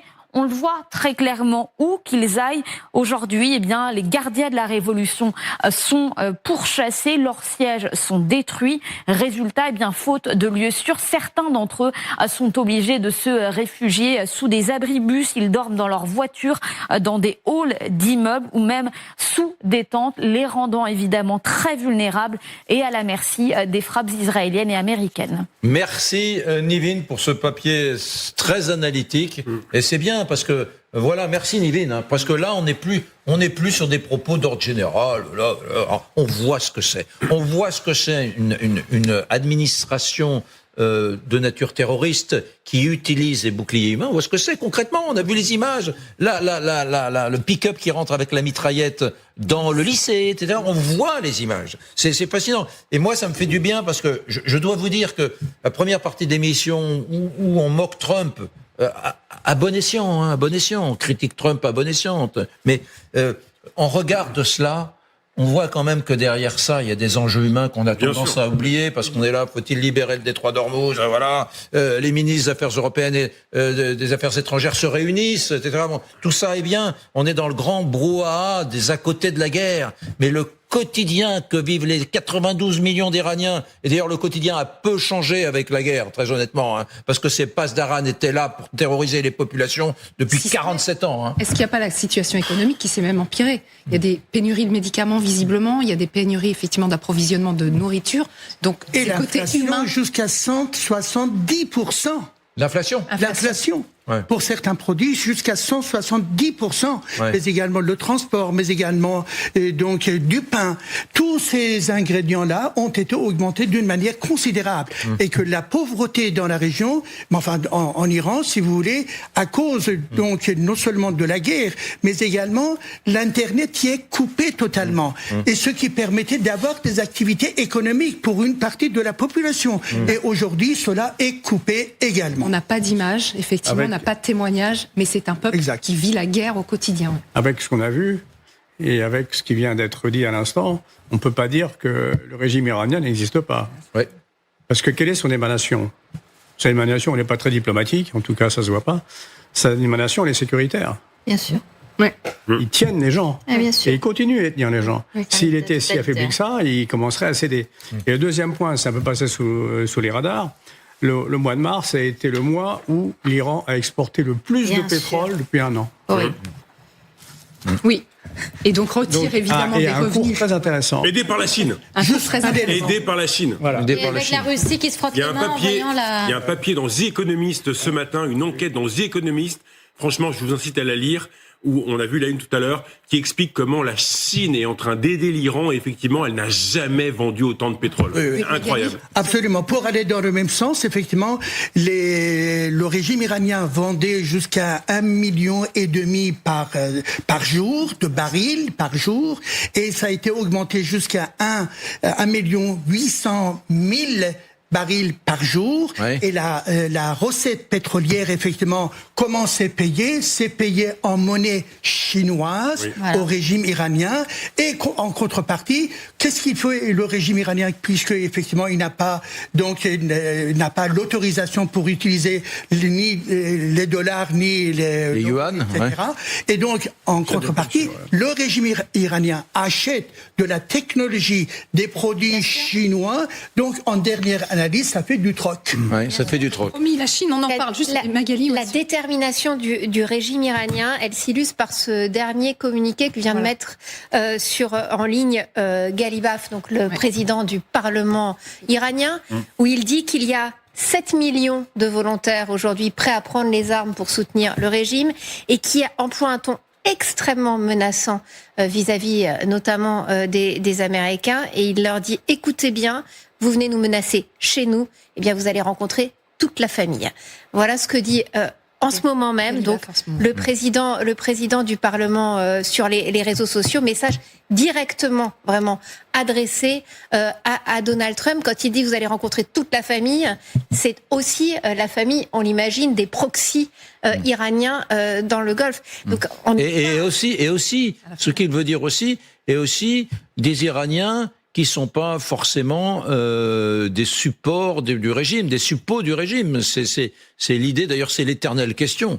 Y a-t-il aujourd'hui en Iran un resserrement, on resserre les coudes sous les bombes américaines, y compris des gens qui n'étaient pas des supporters du régime? C'est la grande question. Et quand on dit que Ghalibaf est l'un des interlocuteurs possibles, voilà le genre de message qu'il poste quand même. Mika, on ne vous a pas entendu. Mika Blujon-Méred, chercheur en géopolitique et chargé d'enseignement à l'école de guerre. Oui, alors il y a deux éléments, et je voudrais revenir sur un élément qu'on a évoqué un peu plus tôt, le discours de Donald Trump d'hier soir. Le discours de Donald Trump d'hier soir est absolument calamiteux, parce que beaucoup l'interprètent effectivement, et ça a été dit sur ce plateau, comme dans 2-3 semaines, ils vont quitter le territoire. En réalité, quand on regarde à la fois l'histoire et tout simplement la théorie d'escalade des conflits, on est avec ce discours-là dans un piège d'escalade relativement classique, un piège abscon, où il y a deux éléments du discours qui laissent penser très clairement que la guerre ne va pas s'arrêter dans les 2 ou 3 prochaines semaines. Premier élément, c'est quand Donald Trump dit: on va honorer la mémoire de ceux qui sont tombés au combat, effectivement. Ça, c'est typiquement, alors c'est classique évidemment, mais c'est quelque chose qui, d'un point de vue théorique, signale tout simplement un coup politique important si Donald Trump décidait de sortir du conflit. Ça reviendrait à une forme de déshonneur et ça reviendrait à une forme de capitulation. Très clairement, Donald Trump ne peut pas se permettre ce genre de signaux, notamment vis-à-vis de son électorat. Ça, c'est le premier élément. Et le deuxième élément du mécanisme classique ici, c'est que Donald Trump, en essayant de ménager toujours la chèvre le chou, en disant on va prendre 2-3 semaines, on va frapper, on va les renvoyer à l'âge de pierre, mais en même temps, on n'a pas besoin du Moyen-Orient, on fait ça juste pour aider nos alliés, etc. Ce qui, en soi, est factuellement erroné. C'est que, très clairement, il est en train de dire, je ne suis pas en train de sortir de ce conflit. Je suis en train d'essayer de me donner les moyens d'avoir la liberté d'escalader encore plus haut. Et c'est la raison pour laquelle les marchés états-uniens, asiatiques, européens en ce moment, que ce soit sur l'or, sur l'argent, sur les bons du trésor états-unien, que ce soit évidemment sur le pétrole et bien d'autres encore, ont réagi bien sûr par la négative, tout simplement en disant on voulait de la clarté, on n'en a pas, on voulait une désescalade, on n'en a clairement pas, ça... Tout dans ce discours porte à croire que ça va aller dans l'autre sens. Et la voie iranienne que vous évoquez tous et que vous démontrez avec vos différents correspondants et ce que vous présentez sur le plateau là aujourd'hui démontre que de l'autre côté, bien sûr, il n'y a aucune volonté de désescalade puisque, bien sûr, il y a une puissance qui est affirmée. Jusqu'au boutiste. Juste, c'est la question que je ne cesserai de poser aux Iraniens, aux Iraniennes qui viennent sur ce plateau tous les jours. Quels sont les signaux faibles qui nous disent, ou pas, qu'il y a des fissures au sommet de l'exécutif iranien? Si seulement. Y a-t-il des signaux faibles? On a espéré, on a vu qu'il y avait un désaccord entre le président Pézekian et puis le patron des gardiens de la Révolution. Il y a eu un coup de téléphone où il en a un peu marre, le président, de compter pour du beurre. Le président iranien, c'est Paul Deschanel. Ouais, il sert à rien. C'est Paul Deschanel. Paul Deschanel. Paul Deschanel, il sert à rien. Ceux qui ont pris le pouvoir. Le président de la République en 1920, qui avait été élu parce que les parlementaires, dans leur grand courage, c'était les députés qui élisaient sous la troisième. Les présidents, ils voulaient pas que ce soit Clémenceau, trop de personnalité. Exactement. Donc ils ont choisi un gaillard un peu neutre, Paul Deschanel. Il a servi à rien, puis un jour dans un train, il a eu une crise de démence ou d'attaque panique. Il est descendu du train en cours de route. Vous vous souvenez de cette histoire? Il n'était pas fou du tout. Il est redevenu député. On a dit qu'il était. Mais il faut relire ses mémoires. Elles sont passionnantes. Ouais, mais bon, le pauvre Deschanel, c'était un mou. Voilà, comme Pézekian. Alors il sert à rien. Quand vous avez les milices de la Révolution, je vous laisse Didier la parole, mais c'est plus les religieux qui gouvernent désormais l'Iran. Ce sont les militaires sanguinaires. Vous voulez dire quoi, Mika? Et que l'Iran aujourd'hui n'a aucune raison, tout simplement. Il n'y a pas de signaux faibles. Il n'y a pas de signaux faibles qui laissent penser qu'effectivement le régime est en train de vaciller. Au contraire, on a des signaux relativement forts, notamment sur la question du rançonnage ou de la négociation ou des droits de passage, appelez-les comme vous voulez, des matières énergétiques ou pétrochimiques via le détroit d'Ormuz, qui laisse penser que le régime est tout à fait en position de force, encore une fois. En tout cas, se sent en position de force et de fait que les signaux faibles que vous pourriez attendre tout simplement ne sont pas là. Il y a une question complémentaire, c'est de dire est-ce qu'il y a l'union nationale derrière Ah, ça c'est terrible. C'est la grande question. Voilà. Est-ce qu'il y a un nationalisme qui pousse le pouvoir en place, ou est-ce qu'il y a enfin un mouvement d'opposition structuré qui est en train de se créer avec ces événements-là? Le régime iranien ne représente pas le nationalisme ou le patriotisme iranien. Oui, ça c'est une position. Ça c'est une position d'accord. C'est parce que historiquement, culturellement, économiquement, environnementalement, effectivement, il a démontré, effectivement, il est contre les intérêts vitaux de la nation iranienne. Même s'il y a des gens qui ne veulent pas croire, c'est pas ça la question. Il faut analyser la situation en interne et la psychologie, donc, des Iraniens, si vous voulez, là. Peut-être que cela ne correspond pas aux tendances politiques et ici et ailleurs, là. Le premier point.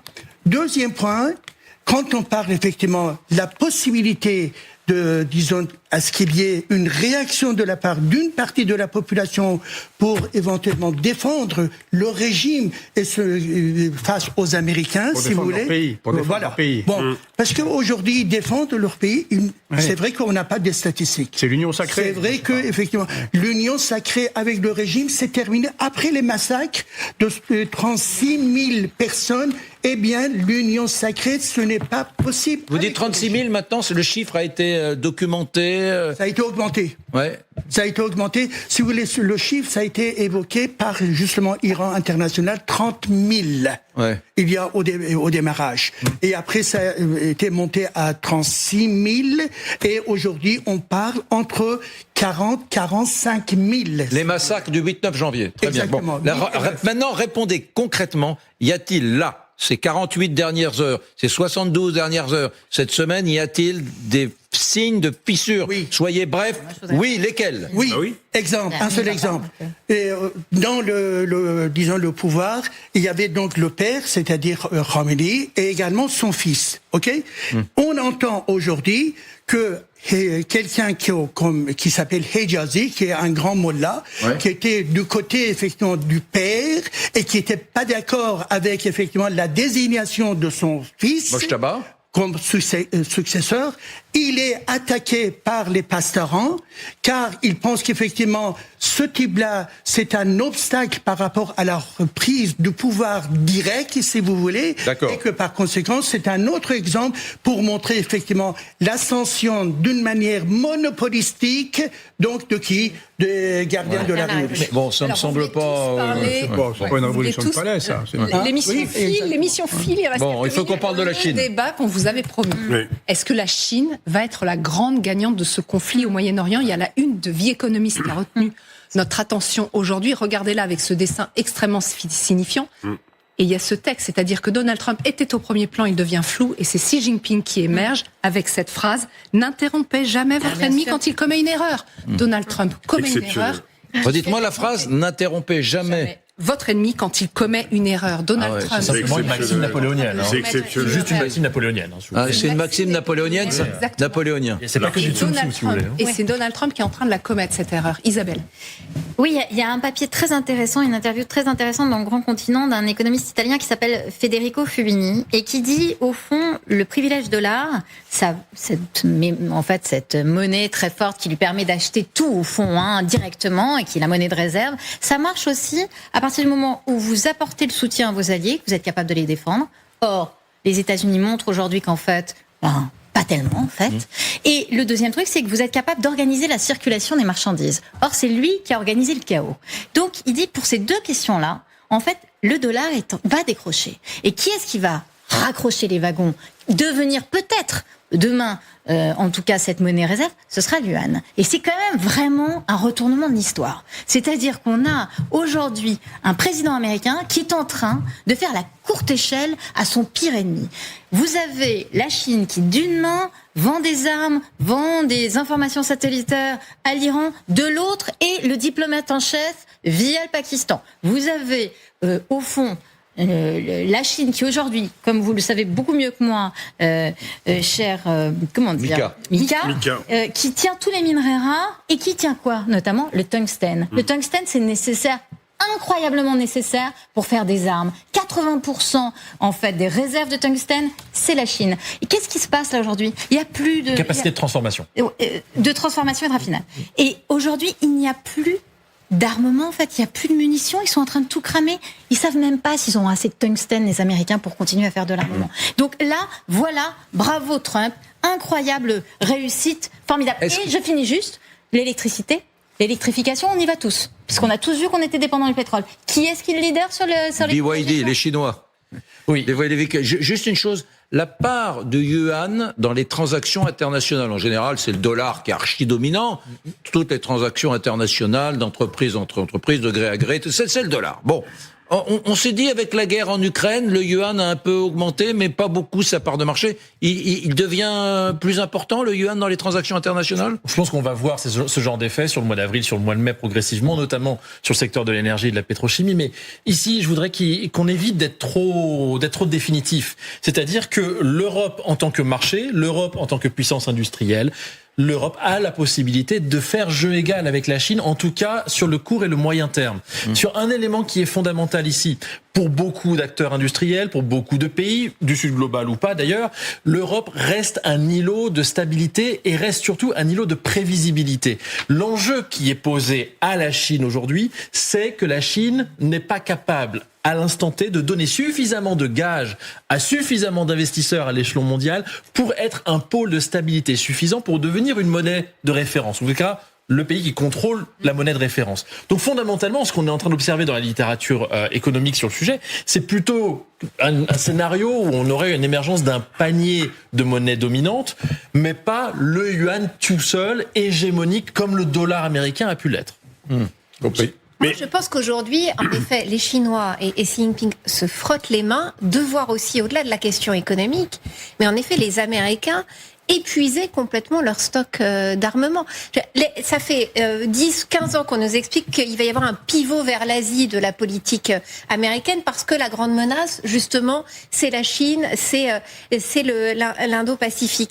Et là, finalement, les Américains sont en train de rapatrier justement d'Asie pour les envoyer dans le Golfe, notamment de la protection aérienne. Vous êtes à la place de Xi Jinping. Vous voyez que les Américains sont en train d'épuiser toutes leurs munitions. Peut-être que vous vous dites, c'est le moment aussi de passer à l'acte sur Taïwan. C'est le moment d'ouvrir un nouveau front. Il y a quand même un grand danger pour les Américains qui sont obligés finalement de se réintéresser au Moyen-Orient alors qu'ils voulaient partir vers l'Asie. Alors attention sur ce point. Sur le point de Taïwan, je voudrais ici, là encore une fois, essayer de faire en sorte qu'on n'exagère pas la situation. Quand on est en Europe, que ce soit en France ou à Bruxelles, aujourd'hui, aucun pays européen majeur ne reconnaît Taïwan comme un pays indépendant.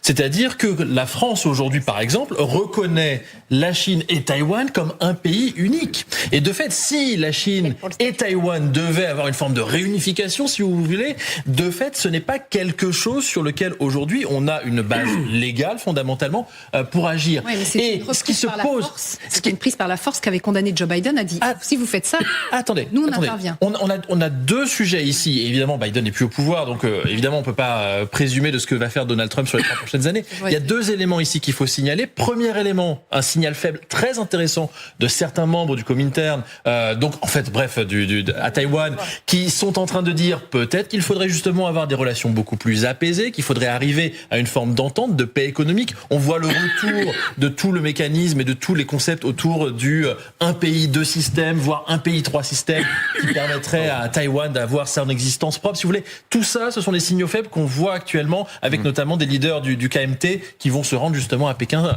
Donc de KMT, donc du parti dominant à Taïwan. Ça, c'est le premier élément. Et le deuxième élément qui va être très important ici, c'est que de fait, ce qui se pose à Taïwan, c'est pas une question en réalité de réunification, c'est une question de la place à la démocratie sur l'un des territoires qu'elle considère. On a les démocrates. Mais attention, Macao d'un côté, il y a Hong Kong de l'autre, Taïwan c'est encore un autre cas. Pro-Chine, c'est pas une question d'être pro-Chine. Non, c'est pas pro-Chine mon propos ici, c'est juste un propos qui reste factuel sur la situation du droit international et surtout des logiques de reconnaissance statutaire, ça c'est le premier élément. Et deuxièmement, je travaille aussi bien avec les Taïwanais qu'avec les Chinois là-dessus, il n'y a pas de difficulté. Et fondamentalement, ce qui est important, c'est que les 2 territoires d'un point de vue économique, les 2 ensembles industriels, reconnaissent une forme de complémentarité, notamment dans les secteurs les plus stratégiques, comme par exemple le secteur des semi-conducteurs, de l'hydrogène, de l'hélium. Renaud Pilar. C'est incroyable avec Donald Trump qui devient flou et hier Xi Jinping derrière, et avec cette phrase de napoléonienne, n'interrompez jamais votre ennemi lorsqu'il fait une erreur. Hier à l'Iran promettait de transformer le Moyen-Orient en affaiblissant un régime tyrannique et en contrecarrant ses ambitions nucléaires, le projet de Trump. Pour ces partisans de Trump, les plus enthousiastes, cette guerre changerait le monde en intimidant la vulnérabilité de la Chine face à la mainmise des États-Unis, en opposant la suprématie militaire américaine à la réticence de défendre ses alliés. On n'y est pas. Non, on n'y est pas. Les moyens, ils ont l'intelligence des reporters et ils ont des analyses incroyables. Effectivement, parce que, et c'est incroyable. Vous répondez oui à la question, vous. À l'Iran, parce qu'il leur a offert sur un plateau le droit d'Ormuz. Autrefois, le cadeau, sympa le cadeau de Trump à l'Iran. Deuxièmement, entre les États-Unis et la Chine. Or, quel était le projet ? C'était de chasser progressivement de cette zone immense du Moyen-Orient, très riche en sous-sol, la Chine. Parce que, économiquement, pas avec la guerre, on connaît les Chinois, ils ont le temps. Et la Chine va avancer ses pions économiques, avance comme elle l'a fait en Asie, où elle a de la reconstruction, des avantages, des partenariats économiques. Donc franchement, Trump a tiré un énorme missile dans le pied à son pays. Sans être manichéen pour ce conflit-là, c'est le cadre des pétro-États versus les électeurs à mesure de 6 plans quinquennaux, tout simplement un électro-État. Ce conflit va accélérer la chose dès 2026. La Chine devrait atteindre un élément évidemment qui est fondamental. Ça veut dire que ça descend. Ça veut dire que ça va commencer à descendre. Donc, la Chine est en train de mener cette transition écologique, cette transition énergétique, notamment grâce à sa manne, bien sûr, sur les matériaux critiques et pas juste sur le côté États-Unis. Les États-Unis ont voté 2 fois en 2016, puis ensuite en 2024 pour tout simplement le chantre. Même si Eric, je sais que ça vous aviez titillé la dernière fois que j'en avais parlé, c'était qui ici se heurte au Moyen-Orient. Parce que de fait, au Moyen-Orient, les pétro-États ont besoin du Moyen-Orient, là où les États-Unis n'ont pas besoin des pétro-États du Moyen-Orient. Les États, d'accord, mais les États-Unis ont énormément de pétrole. Ils n'ont pas forcément de ce qu'ils veulent importer. Non. Oui, ça c'est vrai. Oui, mais oui, mais enfin globalement, à 6 milliards. Et c'est spectaculaire, c'est même vertigineux. Ouais. Je vous propose de continuer avec des drames humains qu'on n'en parle jamais assez, mais avec des centaines de très durement avec des pendaisons qui ont encore eu lieu aujourd'hui. Vous restez